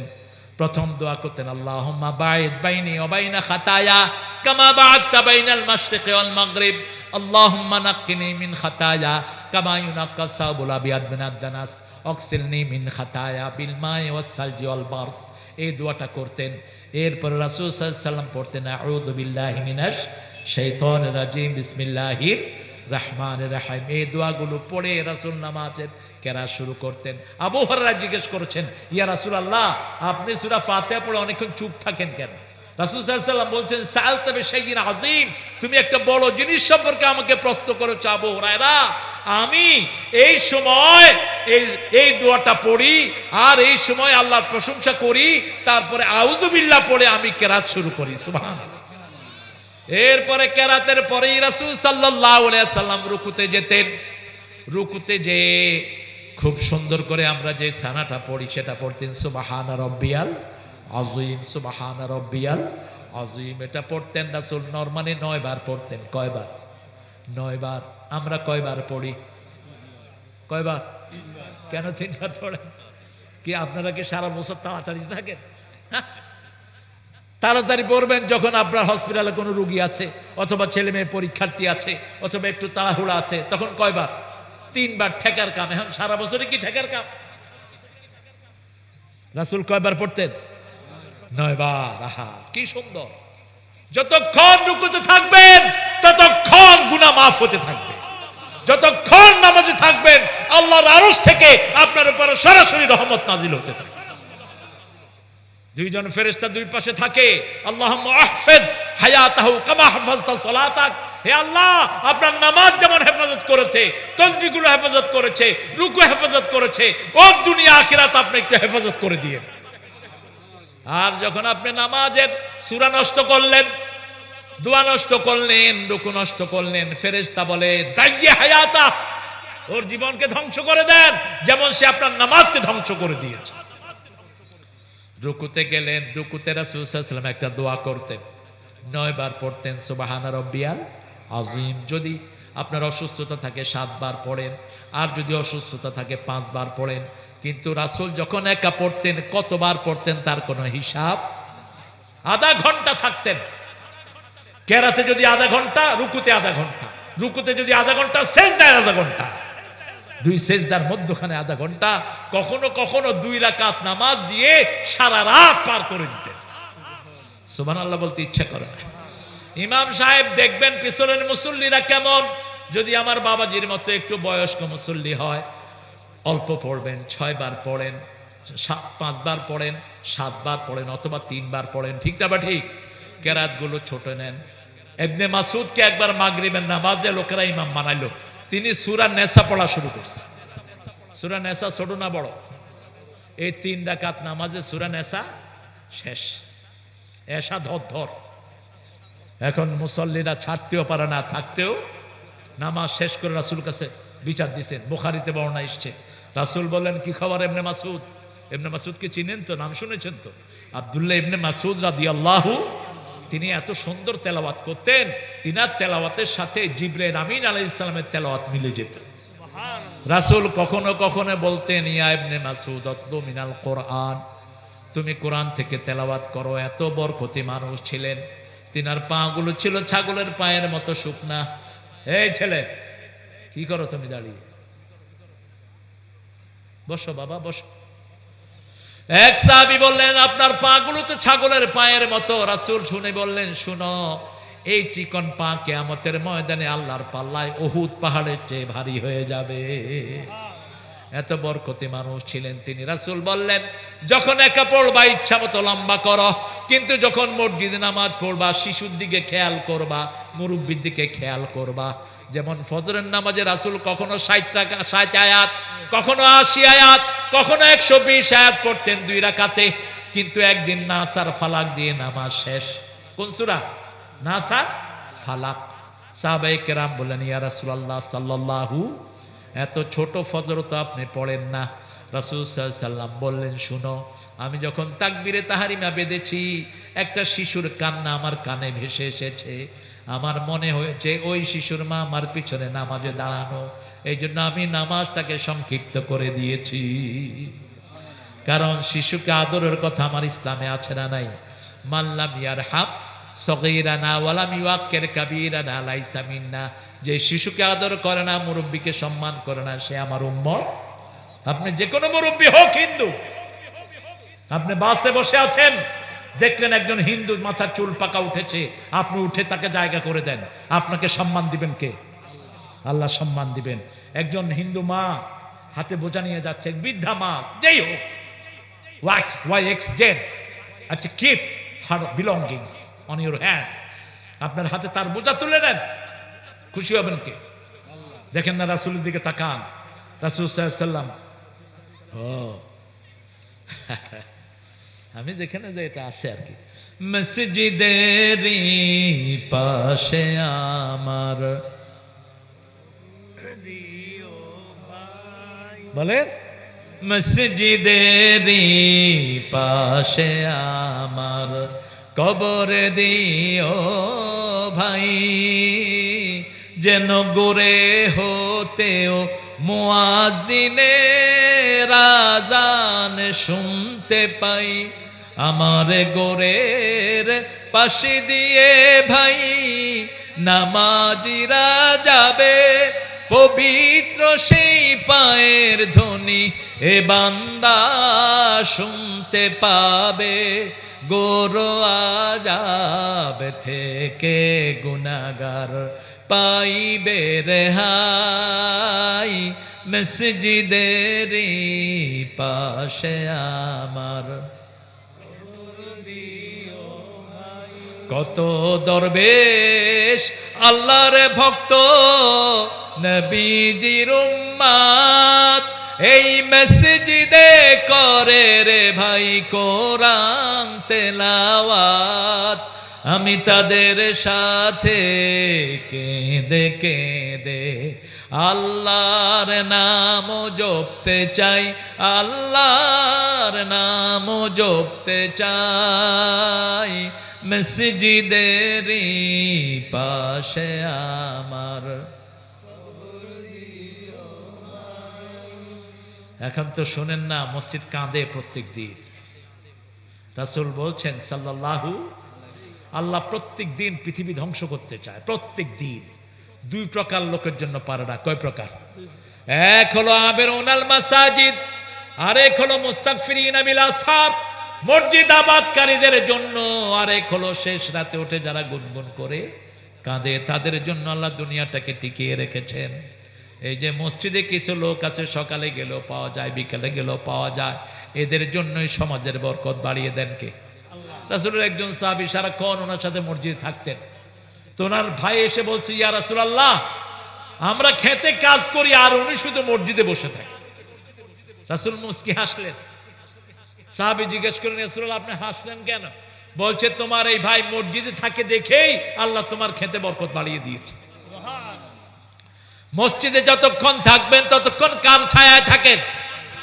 আল্লাহ বললেন, 7 ব্যক্তিকে আমি আরশের তলে নয় আমার ছায়ায় ছায়া দিব, যেদিন কিয়ামতে আর কোনো ছায়া থাকবে। প্রথম ব্যক্তি হলো ইমামুন আদিল, ইনসাফগার নেতা। যে নেতা নিজেও খায়, কর্মীরেও খাওয়ায়। যেই নেতা আগে কর্মীরে খাওয়ায়, পরে সে খায়। ঠিক তো? ঠিক। কর্মীদের খবর রাখবে। ইনসাফগার নেতা, ইনসাফগার লিডার, ইনসাফগার বাপ, ইনসাফগার স্যার, স্যারও ইনসাফগার হবে। আমার এই যে স্যার, স্যারের ছাত্রদের মধ্যে যদি স্যার কাউকে পক্ষপাতিত্ব করে, এরা কিয়ামতের ময়দানে ওনার বিরুদ্ধে বিচার দিবে, ঠিক কিনা? আবার স্যার যদি ইসলাম না শিখায়, এই স্যারের বিরুদ্ধে ছাত্ররা কি বলবে? ইসলাম শিখায় নেই। 2 নাম্বার, শাবুন নাশা ফি ইবাদাতিল্লাহি আযজা ওয়া জাল, যেই যুবক তার যৌবন আল্লাহর ইবাদতে খরচ করেছে। রাসূল সাল্লাল্লাহু আলাইহি ওয়াসাল্লাম বলেছেন, যারা যৌবনে ইবাদত করে, আল্লাহর নফল পড়ে, সুন্নত পড়ে, নফল রোজা রাখে, বৃদ্ধ বয়সে পারে না, ওই যে যৌবনের সওয়াবটা বৃদ্ধ বয়সে আল্লাহ অটোমেটিক তার আমলনামায় দিয়ে দিবে। আবার আপনার জ্বর উঠলো, এই তোর কিরে আবু, আহারে আপনাদের কষ্ট হচ্ছে খুব না? কত সুন্দর করে বসে আছে আমার বাবা যেরা। আমার মায়েরা কি দিছে কিছু? মায়েরা আচ্ছা কালেকশন করবে ছেলেরা, তোমরা যাও, মন তো নরম হবে, দিবে ইনশাআল্লাহ। আমি আগামীবার এসে দেখবো মসজিদটা পাকা হয়ে গেছে, দোতলা হয়ে গেছে।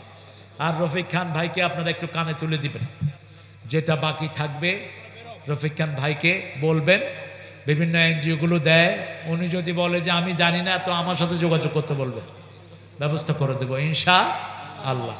রাসূল সাল্লাল্লাহু আলাইহি ওয়াসাল্লাম বলছেন, যুবকেরা যেমন আপনি এখন 5 ওয়াক্ত নামাজ পড়ছেন, সুন্নত পড়ছেন, নফল পড়ছেন, কিন্তু জ্বরের কারণে সুন্নত নফল পড়তে পাচ্ছেন না, আল্লাহ বলছেন ও নবী আপনি বলে দেন, ওই যে অসুস্থতার কারণে যে পড়তে পারলো না, সেই সওয়াবটা অটোমেটিক আমি তার আমলনামায় দিয়ে দেব। আবার যারা দাঁড়িয়ে নামাজ পড়ে, দাঁড়িয়ে প্রথম ইবাদত করা ফরজ, সূরা আলে ইমরানের 191 নম্বর আয়াতে আল্লাহ বলছেন, ইয়াযকুরুনাল্লাহা কিয়ামান ওয়া কুউদান ওয়া আলা জুনুবিহিম ওয়া ইয়াতাফাক্কারুনা ফি খালকিস সামাওয়াতি ওয়াল আরদ রাব্বানা মা খালাকতা হাযা বাতিলা সুবহানাকা ফাকিনা আযাবান নার। দাঁড়িয়ে আল্লাহর জিকির করো, বসে করো, শুয়ে করো। আপনার শরীর খারাপ, আপনি বসে পড়েন, আপনার শরীর আরো খারাপ, শুয়ে পড়েন, নামাজের কোনো মাপ। যতক্ষণ সেন্স থাকবে কি করতে হবে? সাগরে ডুবে যাচ্ছেন, আপনার সেন্স আছে, আপনাকে কি করতে হবে?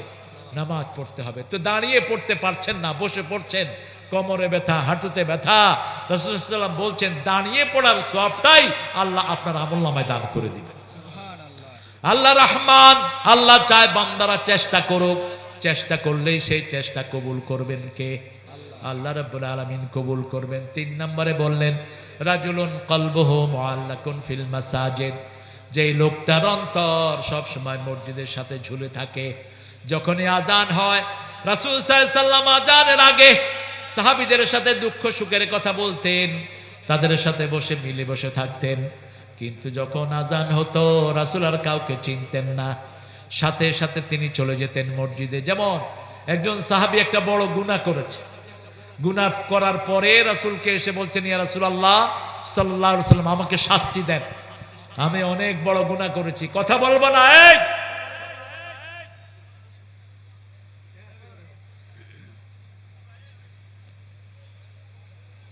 রাসূল সাল্লাল্লাহু আলাইহি ওয়াসাল্লামকে এসে বলছেন আমাকে শাস্তি দেন, আমি অনেক বড় গুনাহ করেছি।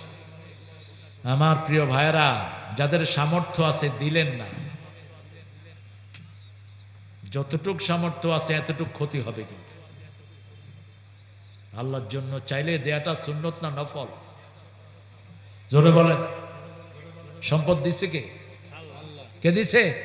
মুহূর্তের মধ্যে নিয়ে যেতে পারেন কে? আপনারা বলেন তো, আপনাদের এখানে আগে এমপি ছিলেন কে? তানভীরের আগে কে ছিল? ওই যে তার আব্বা ছিল না, এসটি ইমাম না কি একটা? ও এমপি ছিলেন না।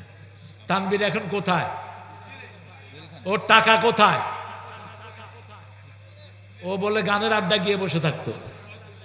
হ্যাঁ, কোন হারামখোরের টাকা ব্যবহার করতে পারে না, ঠিক না বেটি? হারামখোর একখানে, তার টাকা।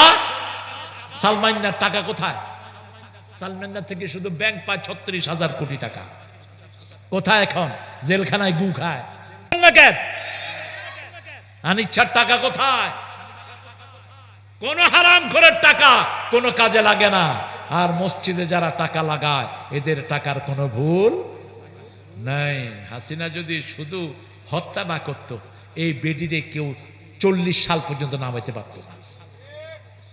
খুন করলে আল্লাহ কাউকে জমিনে রাখে না, আল্লাহর বড় দস্তুর। আল্লাহ বলে মানুষ বানাইলাম আমি, খাওয়া দিই আমি, পরা দিই আমি, তুই মারার কে? তুই মারার কে? তোরে তো আমি খাওয়াই, ঠিক কিনা? তুই মারলি কেন? শিশুদের গায়ে গুলি করলি কেন? হেলিকপ্টার থেকে গুলি করে হিন্দুর পোলা বিদায় করলি কেন? সবচেয়ে গোসা হয়, রাগ হয় কার? আল্লাহ।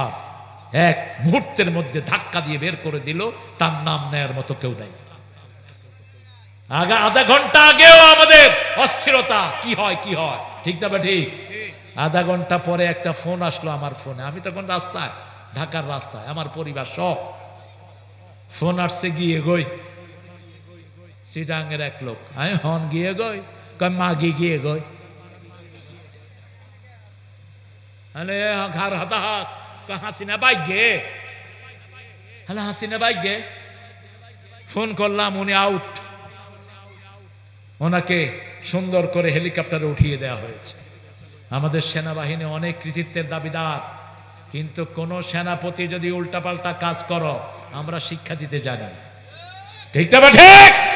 উল্টা চিন্তা করবি না, উল্টা চিন্তা করবি না। বাংলাদেশের মানুষ এইবারই স্বাধীনতার পরে সবচেয়ে আনন্দের ঈদ করেছে। জিনিসপত্রের দাম কম না বেশি? চিন্তা করেন কত সিন্ডিকেট করেছে। গত রমজানে পেঁয়াজ খাইছি 200 টাকা, এই রমজানে পেঁয়াজ 30 টাকা।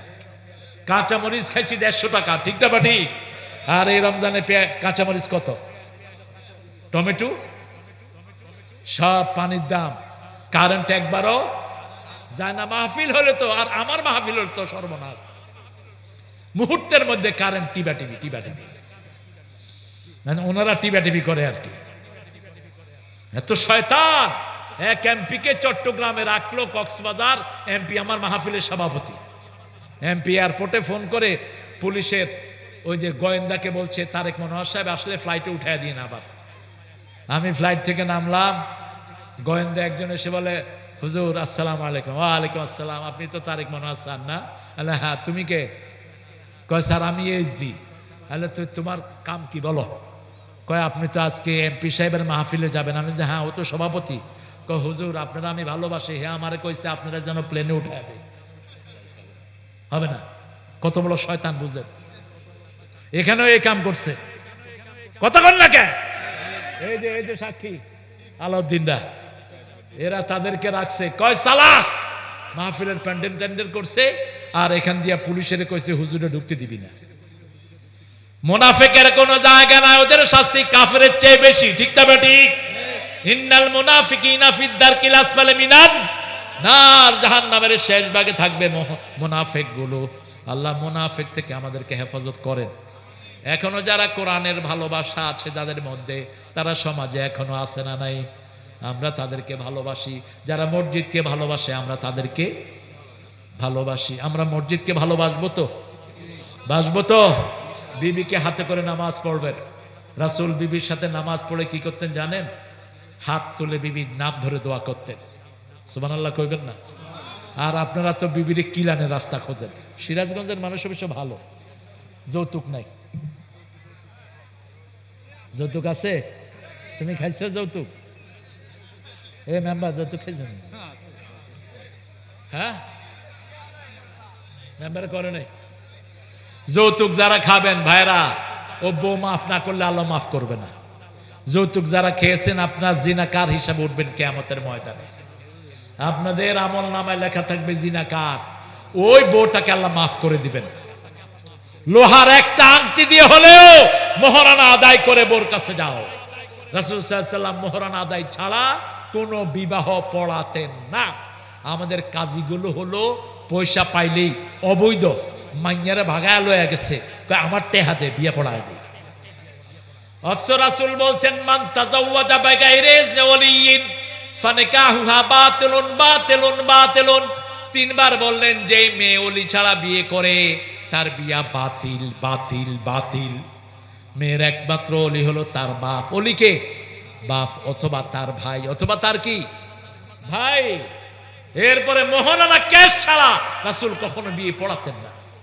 আমাদের কি হলো, রাসূলের মোট 11টা বিবাহ, প্রত্যেকটাতে তিনি মোহরানা আদায় করে তারপরে বিবির কাছে গিয়েছেন। মা খাদিজার জন্য 19টা ওট দিয়েছেন তিনি মোহরানা। কয়টা ওট? 19টা ওট। কারণ বিবিরা হলো রহমত। যেই ঘরে বিবির আদর যত বেশি, সেই ঘরে বরকত তত। সূরা রোমের 21 নম্বর আয়াত, আমিন আয়াতিহি আন খালাকাকুম মিন আনফুসিকুম আজওয়াজা লিতাসকুনু ইলাইহা ওয়া জাআলা বাইনাকুম মুআদ্দাতাও ওয়া রাহমাহ। আল্লাহ বলছেন আমার নিদর্শন হলো জোড়ায় জোড়ায় তোমাদেরকে আমি সৃষ্টি করেছি, ওদের কাছে তোমাদের শান্তির ব্যবস্থা করেছি। বিবিকে কখনো গিন্নি বলবেন না। গিন্নি হলো হিন্দুয়ানি শব্দ, ঘ্যান ঘ্যান করে, এই জন্য কয় গিন্নি। বিবি হলো বেগম, লিতাসকুনু ইলাইহা, ওটা শান্তির জায়গা। ঠিক না ঠিক?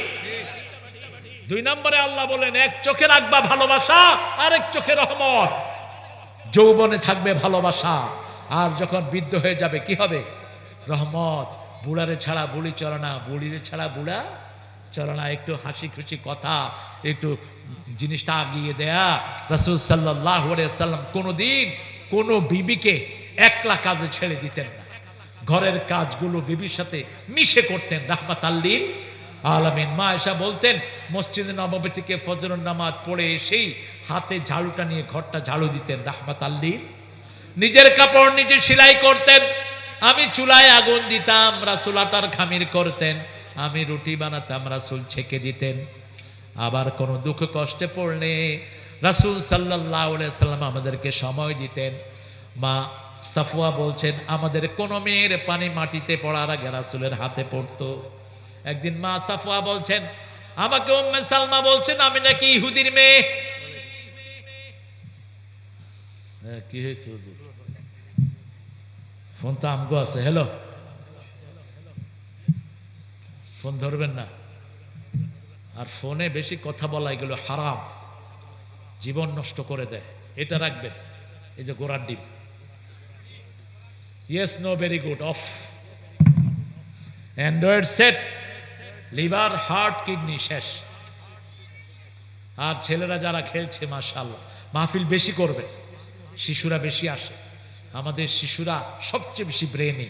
বাংলাদেশে ব্রেনি শিশুর সংখ্যা বেশি না কম? গত 20 বছরে সারা পৃথিবীতে ফার্স্ট হয় কোন দেশ? কোন দেশ? কম্পিউটার সায়েন্সে ফার্স্ট কোন দেশ? এই জিনিয়াস ছেলেরা। কিন্তু এদেরকে ধ্বংস করে দেওয়ার জন্য গত ডাইনি সবার হাতে মোবাইল দিছে। কি দিছে? আবার কয় আমি মোবাইল দিছি। বেয়াদব, তুই আমার 1000 শিশুকে ধ্বংস করেছিস। ঠিক না বাটি? মোবাইলে হয় কি, পোলাপান কি করে, এই যে টিপে এই যে আঙ্গুলের টেম্পার গুলো চলে যায়, এটার সাথে চোখের সম্পর্ক, লিভার হার্টের সম্পর্ক। আপনি দেখবেন আপনি নিঃশ্বাস নিতে পারছেন না ভালো, আঙ্গুলের মাথা ধরে টিপেন, 30 বার করে প্রত্যেক আঙ্গুলের মাথা টিপেন, আপনার হার্টের রক্তের পাম্পিং সুন্দর হয়ে যাবে, আপনার ব্রিদিং নর্মাল হয়ে যাবে। এখন যারা এখানে নাই, যে ছেলেগুলো বাসায় বসে আছে কি করে, এই ডানে ডানে বামে মার।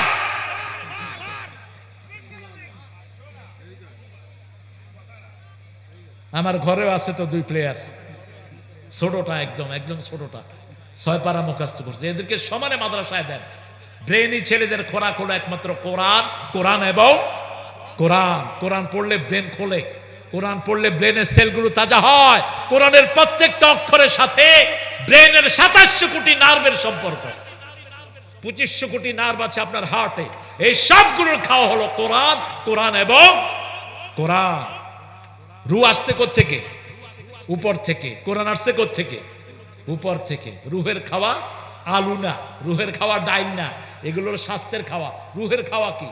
রুহের খাওয়া হলো কোরআন, ভালো ব্যবহার, পিতামাতার খেদমত, মুরব্বীর সাথে হাসি মুখে কথা বলা, কোন গরিব মানুষকে সহযোগিতা করা, কোন নির্যাতিত মানুষের পাশে দাঁড়ানো।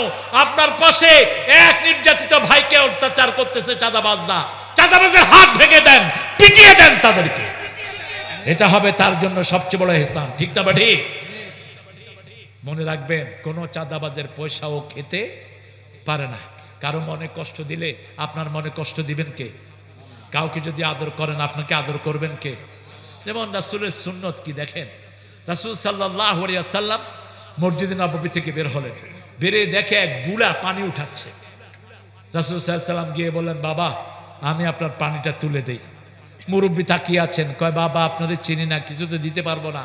কয় আমাকে কিছু দেওয়ার কোনো দরকার নাই, পানি উঠায় দিলেন। এবার বললেন আপনি তো নিতেও পারবেন না, যে আমি নিয়ে যাই। রাসূল নিজের ঘাড়ে করে পানি নিয়ে গেলেন। আমাদের তো হুজুরদের তো জামার ভাঁজও নষ্ট হয় না। এক এক হুজুর ঢাকা থেকে আসে এক ড্রেসে, মাহফিলে উঠে আরেক ড্রেসে, নেমে আরেক ড্রেস বদলায়, নাই বোধহয়?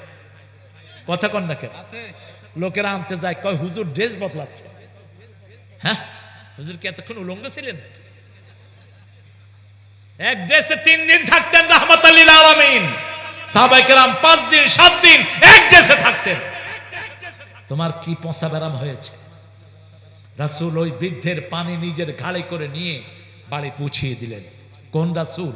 যিনি আঙ্গুল তুললে 4 টুকরো হয়ে যায়, যিনি পা তুললে 7 আকাশে চলে যান, যিনি হা বললে হালাল হয়, না বললে হারাম হয়, সেই নবীর রাহমা বৃদ্ধের ঘরে পানি পৌঁছায়া বললেন, এবার বললেন আমার নাম মুহাম্মদ। আর আমরা আগেই বলি আমারে চিনস নাকি? মানুষ তো এমনি ডরায়। পুলিশে ধরছে, মোটরসাইকেলের কাগজও নাই, মাথায় হেলমেটও, কয় আমারে চিনস? পুলিশ একটু দূরে খাড়া, কয় আমি এমপি সাহেবের হমন্দির ঘরের নাতির ঘরের ভাতিজার ঘরের ছেলে। এই শালা মিলাইতে মিলাইতে ওই শালা আউট। এরকম শয়তান আছে না নাই? নাম বেচবি না, খবরদার। যে বলবে আমাকে চিনস কিনা ও অহংকারী। তোকে চিনতে হবে কেন? চিনতে হবে আল্লাহকে, আল্লাহর নবীকে, ঠিক কিনা? তোকে চিনতে হবে কেন? রাসূল নাম বললেন শেষে, আমার নাম মুহাম্মদ সাল্লাল্লাহু। আমি মসজিদে থাকি, কালকে যদি আবার পানি ভরতে বলে আমাকে ডেকে নিয়ে আসবে। 3 দিন পানি এনে দিলেন। 4th দিন টাকা দিয়ে এই বৃদ্ধকে আজাদ করে দিলেন। বৃদ্ধ পড়লেন লা ইলাহা ইল্লাল্লাহু মুহাম্মাদুর রাসূলুল্লাহ সাল্লাল্লাহু। একটা দুইটা ঘটনা নয়, 36,000 ঘটনা ঘটেছে রাসূলের জীবনে সাল্লাল্লাহু। এক যুবক সুন্দর ছেলে রাসূলের জন্য হাদিয়া নিয়ে আসলেন। প্রথম দিন এনে বললেন এটা সদকা, আপনি খান। রাসূল বললেন কোন নবীর জন্য সদকা খাওয়া জায়েজ নাই, গরিবদেরকে দাও। কিছুদিন পরে ওই সুন্দর যুবক আবার আসছেন, এসে বলছেন হাদিয়া লাকি ইয়া মুহাম্মদ, এটা আপনার জন্য উপহার এনেছি। রাসূল একটা খাইলেন, বলেন অন্যদেরকেও দাও। রাসূল সাল্লাল্লাহু আলাইহি সাল্লাম ভুলতেন না, রাসূলকে মনে রাখিয়ে দিতেন কে? রাসূল সাল্লাল্লাহু আলাইহি সাল্লাম বললেন তুমি বোধহয় আমাকে পরীক্ষা করছো। বলছি ইয়া রাসূলুল্লাহ, আমি আপনাকে পরীক্ষা করার দুঃসাহস আমার নাই। আমি আপনার জন্য বাপ ছেড়েছি, মা ছেড়েছি, 100 কোটি টাকার সম্পদ ছেড়েছি। এক ইহুদির বাড়িতে আমি কাজ নিয়েছি আপনাকে পাওয়ার জন্য। বলছে এখন আর কি চাও? বলছে আপনার পিঠে একটা মোহরে নবুয়ত আছে, আমি সেটা দেখব। রাসূল পিঠ উদলা করে দিলেন, তিনি চুম্বন খেয়ে পড়লেন লা ইলাহা ইল্লাল্লাহু মুহাম্মাদুর রাসূলুল্লাহ সাল্লাল্লাহু। রাসূল বললেন তুমি তোমার মালিককে জিজ্ঞেস করো কি হলে তোমাকে আজাদ করবে। ইহুদির বাচ্চারা দুনিয়া দেখে, ঠিক না ঠিক? এই যে এতগুলো মুসলমান রাষ্ট্রের সহ, ইরানের পাঠাগুলো সহ, এই সব জানোয়ার ইহুদিদের পা চাটা কুত্তা। কি লাগে ইহুদিদেরকে শেষ করতে? দুবাই, আমিরাত সব এদের পা চাটে, বিভিন্ন ভাবে এদেরকে সাহায্য করে। আমরা ইহুদিদের বিরুদ্ধে কথা বলি, সৌদি আরব এখন যে দেশে আছে তার মনে কষ্ট লাগে, সে বাংলাদেশি লেবারদেরকে পাঠায় দিচ্ছে। মনে রাখিস সৌদি আরব তোর বাপের না, তোরা এসেছে ইয়েমেন থেকে। এখন যারা দীর্ঘদিন ধরে সৌদি আরবে রাজত্ব করছে, ইয়েমেন থেকে এসেছো তোমরা, শয়তান না, তোমরা আসল সৌদি না। মক্কা মদিনা মুসলমানদের সম্পদ, এটা কারো সম্পদ নয়, মুহাম্মদ সাল্লাল্লাহু আলাইহি ওয়াসাল্লাম সমস্ত মুসলিমের সম্পদ, ঠিক কিনা? কাবাঘর আমাদের সম্পদ, একটা টু শব্দ পর্যন্ত করে না। গতকালও 52 জন আফগানিস্তান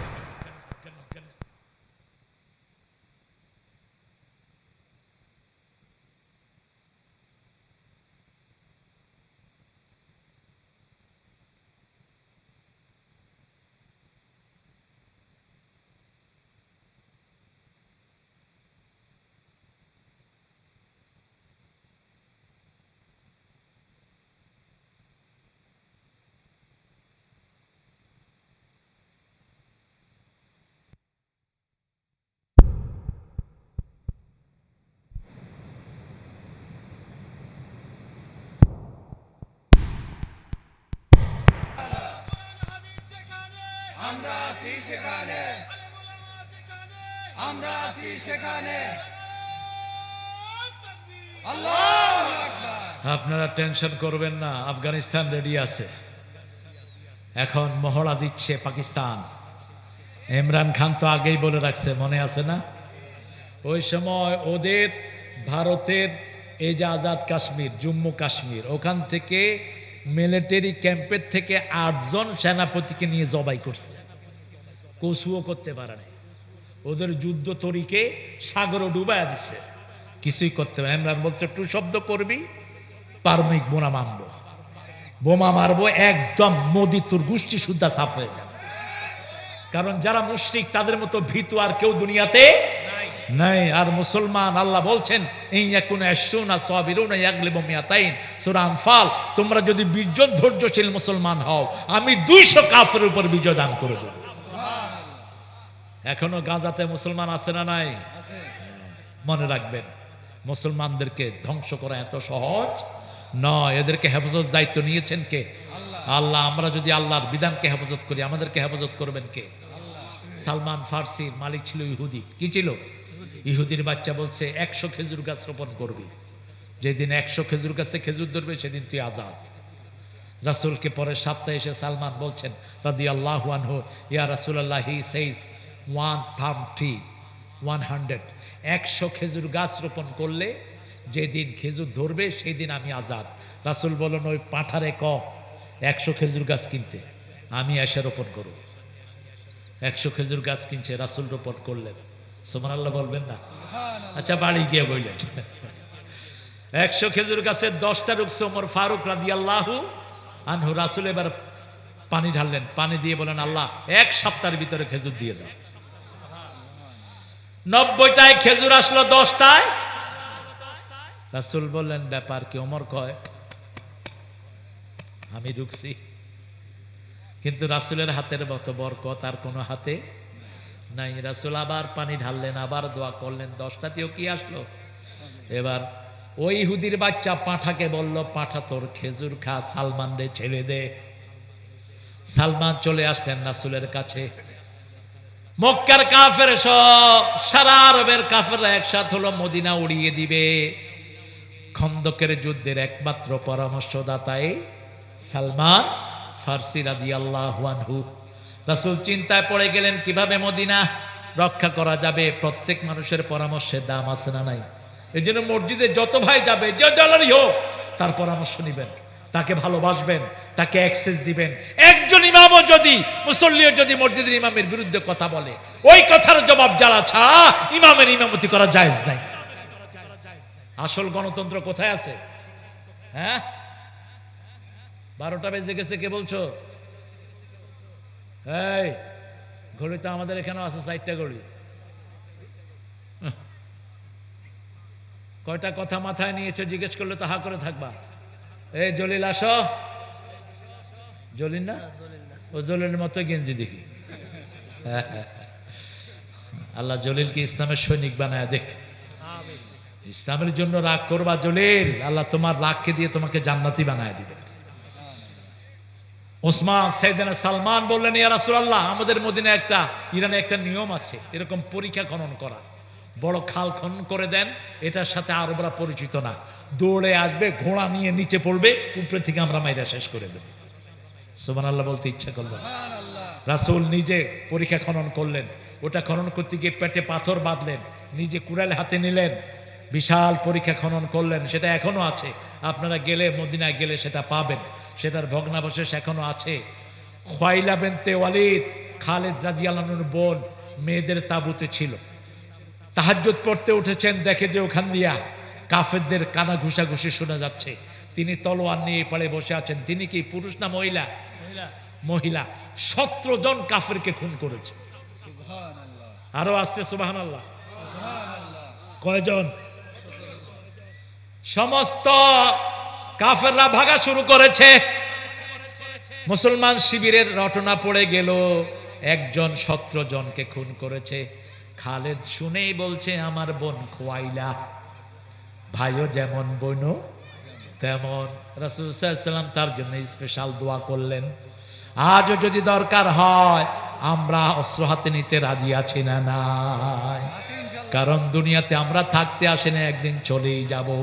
রাসূল বলছেন যে শাহাদাতের তামান্না করে, ঘরে বিছনায় শুয়ে মরলেও আল্লাহ তার শাহাদাতকে কবুল করে নেয়। শাহাদাতের মৃত্যু পিঁপড়ার কামড়ের চেয়ে বেশি কষ্ট নয়। যখন কারো শাহাদাত আল্লাহ কবুল করেন, তার চোখের সামনে বেহেশত তুলে ধরে। বেহেশতের নাজ ও নেয়ামত দেখে দেখে দেখবেন হাসি মুখে জান্নাতি বিদায় হয়ে যায়। আল্লাহ আমাদের সবাইকে শহীদ করেন। পড়েন আল্লাহুম্মা উরযুকনা শাহাদাতান ফি সাবিলিক।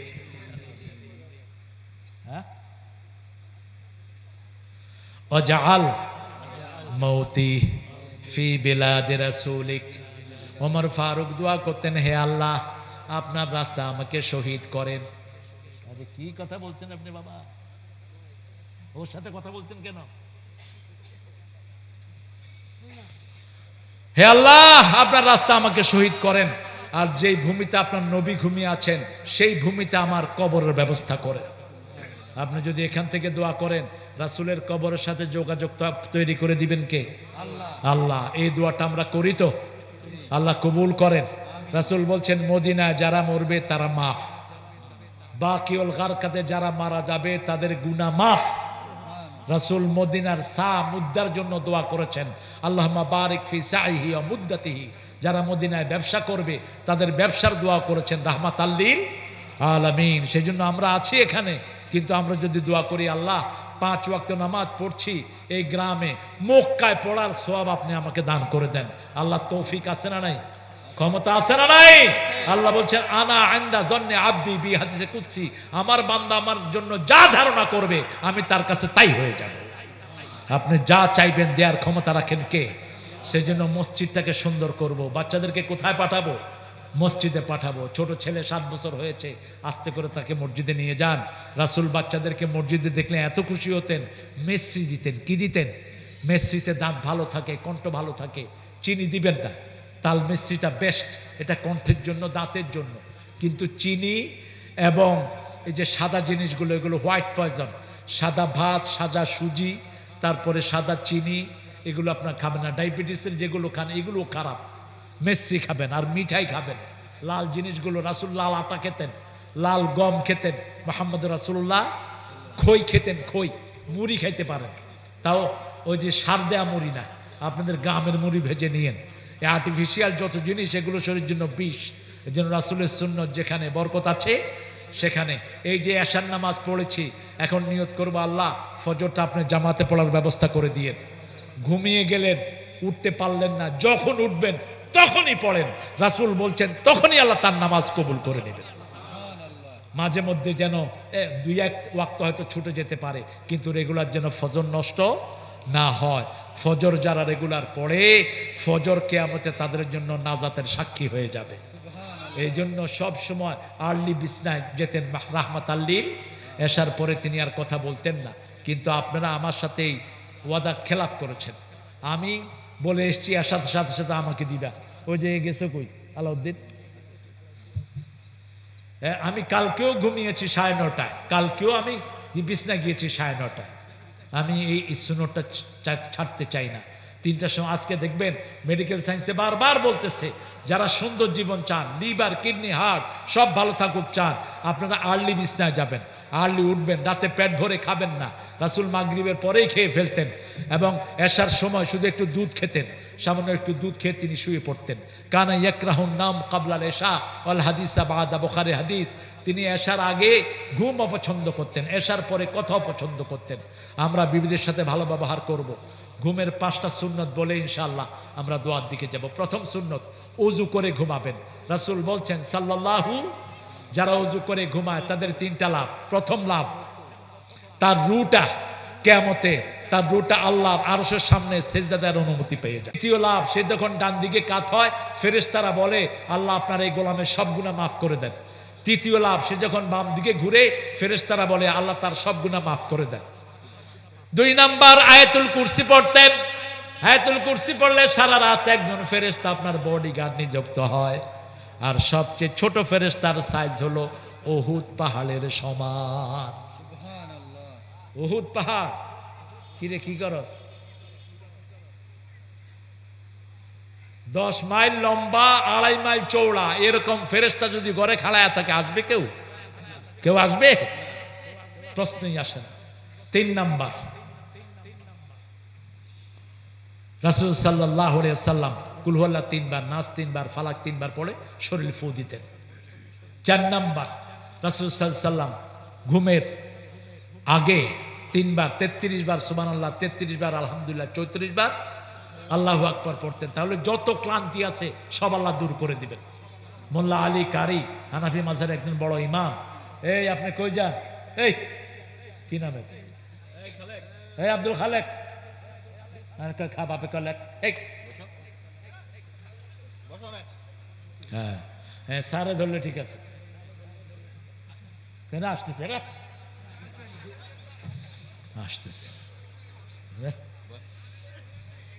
হ্যাঁ, 4 নাম্বার। 5 নাম্বার, ডান হাতটা কোথায় দিবেন?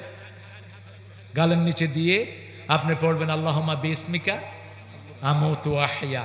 এই অবস্থায় যারা মারা যায় তাদের মৃত্যু হয় মুমিনের মওত।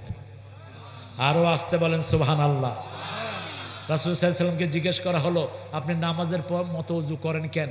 রাসূল সাল্লাল্লাহু আলাইহি ওয়াসাল্লাম বলতেন, আমি জানি না এই ঘুম আমার শেষ ঘুম হয়ে যায় কিনা। যদি শেষ ঘুম হয়ে যায়, আমি ওযু অবস্থায় আমার আল্লাহর কাছে যেতে চাই। ওযু অবস্থায় যারা থাকে তাদেরকে শয়তান গোমরা করতে পারে না, তাদের গুনাহগুলো মাফ করে দেন কে? এই জন্য আমরা চেষ্টা করবো এই সুন্নতটা মানার জন্য। আরো 2টা কাজ রাসূল করতেন, শুয়ে এরকম মাথার নিচে হাত দিয়ে বলতেন, হে আল্লাহ, আমি জানি না আমার রুহটা আপনি আবার ফেরত দিবেন কিনা। যদি ফেরত না দেন, আমার রুহটাকে আপনি মাফ করে দিয়েন, রহম করেন। আর যদি ফেরত দেন, অন্য নবীদের রুহকে যেমন হেফাজত করেছেন, আমার রুহটাও তেমনি হেফাজত করে দিয়েন। আরেকটা কথা বলতেন, বুখারীর বর্ণনা, হে আল্লাহ, কিয়ামতের ময়দানে যেদিন সবাইকে আপনি একত্রিত করবেন, সেদিন আমাকে সহ আপনি সবাইকে মাফ করে দিয়েন। রাসূলুল্লাহ সাল্লাল্লাহু আলাইহি ওয়াসাল্লামকে একদিন মা আয়েশা একান্ত জিজ্ঞেস করলেন, ইয়া রাসূলুল্লাহ, এখানে আমি আর আপনি ছাড়া আর কেউ নাই, আপনি আমার জন্য একটা বিশেষ দোয়া করুন। আজকেও পড়ছি হাদিসটা। তো রাসূলুল্লাহ সাল্লাল্লাহু আলাইহি ওয়াসাল্লাম দোয়া করছেন, হে আল্লাহ, আকফির আয়েশা যামবা দিক্কাহু জাল্লাহু সিররাহু আলানিয়াতাহু মা তাকাদ্দামা মা তাআখার। হে আল্লাহ, আপনি আয়েশার আগের পরের গোপন প্রকাশ্য ছোট বড় সব গুনাহ মাফ করে দেন। মা আয়েশা এত খুশি হলেন, খুশি হয়ে একদম রাসূলের কোলে শুয়ে পড়লেন। রাসূল বলেন, আয়েশা, তুমি খুব খুশি হয়েছে না? কয়, ইয়া রাসূলুল্লাহ, এর চেয়ে খুশির খবর আর কি আছে? কেউ যখন শুনবে তার গুনাহগুলো মাফ, তার চেয়ে আনন্দিত কি হবে? ঠিক না ঠিক? তার জন্য জান্নাত রেডি থাকবে, হুর গেলমান রেডি থাকবে, সে মন যা চাইবে তা আল্লাহ তার জিহ্বার সামনে এনে দিবেন। আপনি চিন্তা করেন তো কেমন হবে তখন। এবার রাসূল সাল্লাল্লাহু আলাইহি ওয়াসাল্লাম বলেন, আয়েশা শুনো, তুমি এত খুশি হয়েছো, প্রত্যেক রাত প্রত্যেক নামাজে আমার সব উম্মতের জন্য আমি তোমার মতোই দোয়া করি। সেই নবীর জন্য কিভাবে আপনি দুরূদ না পড়ে থাকতে পারেন? উঠতে বসতে চলতে ফিরতে আল্লাহুম্মা সাল্লি আলা ওয়া আলা আলি আল্লাহুম্মা সাল্লি ওয়া সাল্লিম সাল্লি ওয়া সাল্লিম, এতটুকু পড়লে দুরূদের হক আদায় হয়ে যায়। আমরা আপনাদের অনেক ধৈর্য আপনারা দিয়েছেন, আপনাদের ধৈর্য আমি মুগ্ধ। আল্লাহ আপনাদের এই বসাকে উঠাকে আমাদের নাজাতের কারণ বানিয়ে দেন। পড়েন সুবহানাকা আল্লাহুম্মা ওয়া বিহামদিক আশহাদু আন লা ইলাহা ইল্লা আনতা আস্তাগফিরুকা ওয়া আতুবু ইলাইক। এতক্ষণ যা শুনেছি সব দোয়া করে জীবনের সব গুনাহ আল্লাহ মাফ করে দিয়েছে। এটা হলো কাফারাতুল মাজালিস। যে কোনো জায়গায় বসলে এটা পড়ে উঠবেন, যত কথা হয়েছে সব দোয়া হিসাবে কবুল করবেন কে? কাউকে ইচ্ছা মতো গালিগালাজ করছেন, এরপরে এটা পড়ছেন, এটাকে সওয়াব বানায় দিবেন কে? আল্লাহ। এটা যেন মনে থাকে। আবার পড়েন তো সুবহানাকা আল্লাহুম্মা ওয়া বিহামদিক আশহাদু আন লা ইলাহা ইল্লা আনতা আস্তাগফিরুকা ওয়া আতুবু ইলাইক। মনে থাকবে তো? অথবা কালেমাটা পড়বেন আর ইস্তেগফার পড়বেন, বাস আল্লাহ মাফ করে দিবেন। আলহামদুলিল্লাহ বলি। এখন স্যার কথা বলবে না? সমাপ্ত করে দিবেন স্যার। তো মুনাজাত দেব না? আচ্ছা, আমরা মুনাজাত করব, সবার জন্য দোয়া করব। আমাদের জলিল ভাই সহ, প্রাক্তন এমপি সহ যারা মারা গেছেন তারা তো আর আসবেন না, সবার জন্য আমরা দোয়া করব। রাজি আছি তো?